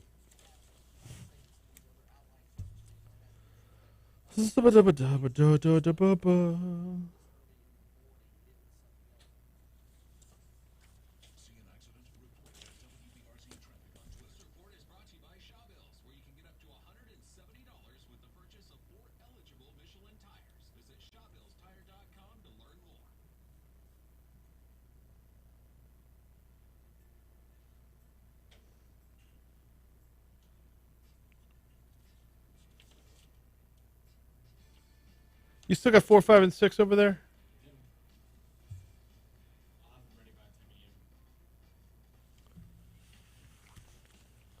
856 Talk 107.3 FM WBRP. Thanks again to Congressman Troy Carter for hopping on board. And it's an interesting takeaway. I've always been one who's been against canceling student loan debt or forgiving student loan debt. And the reason for it is, look, when I walked in to get my student loan or when I applied online for my student loan, I know what the word loan means. I'm a grown-up doing grown-up things, playing grown-up games, getting involved in grown-up deals. And that's a grown-up deal. It's a loan. It's not a handout. So I knew going in, I got to repay this. But something kind of like triggered in the middle of that interview where I'm like, you know what? Really, when you look at all the other spending Congress has done over the last 2 years, now 2 wrongs don't make a right, or 8 wrongs don't make a right. But this really is a drop in the bucket, and you will see ROI as a result of it. I'm trying to think about what I would do with all the extra money and how that money would be reinserted into the economy if it weren't being used paying back Sally Mae every month. Although I've been in forbearance since the beginning of the pandemic. That's a nice little benefit that doesn't get mentioned in the whole argument is you could push everything back, but there's always a reason to push stuff back. Actually forgiving it would be a different game altogether. It's going to be curious to see what the CBO has to say about this because I honestly think he's going to have a case. When he talks about the Build Back Better and extending the child tax credit and it's not a handout, that actually is a handout. This would be a weird third area that I don't think we know about just yet. But I'd be curious to see what the numbers would be. Hey, what would you do if you didn't have this expense every single month? How would you invest this money? We talked with Adam Knapp about entrepreneurship over the last 2 years being through the roof. Where would it go from there?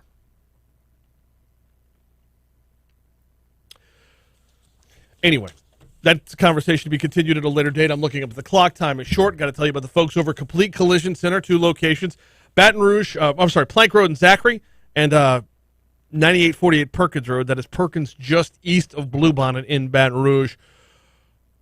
If you've ever been in an accident, you already know.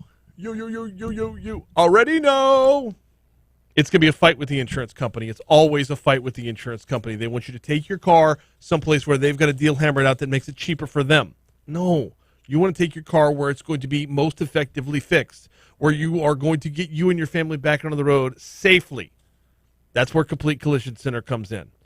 If your insurance company tells you, if the tow truck driver who you didn't even call but just shows up on the scene tells you, forget all that. You want to call Complete Collision. 768-9898, 768-9898, or visit CompleteCollision.com. Certified by more than a dozen major manufacturers, iCar Gold Class certification. Don't let who you choose to repair your vehicle be your second accident. Check out CompleteCollision.com. Darn it. This is twice I had Jake load up a bunch of sound bites that I'm not going to get to today.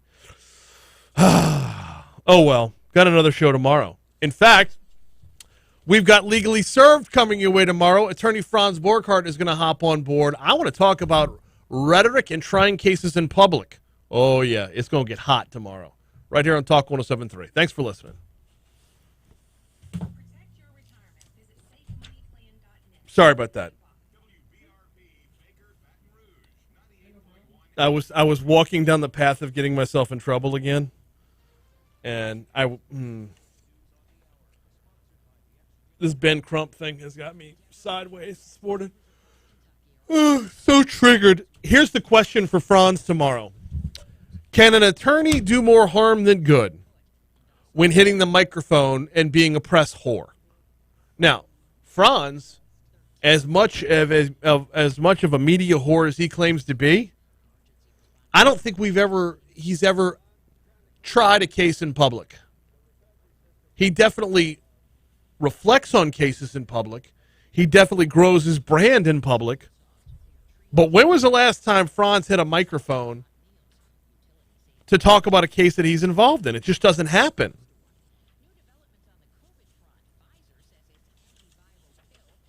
Ben Crump might be doing his clients more harm than good. And also, to be fair, Crump's on the prosecutorial end, Franz is on the defense end. So, anyway, that's going to be on tomorrow's show. Working on a couple of other things as well. I want to learn more about the Omicron variant. That's hopefully in the works. I don't have a guest lined up yet, but I'm working on it. And it's early signing day. Working on a guest for that as well. So, we'll see y'all tomorrow, YouTubes. Thanks for hopping on board. For those who were the look-ins for Matthew Daddario, I hope you served you well, and I hope to get you back again soon. We'll see you later.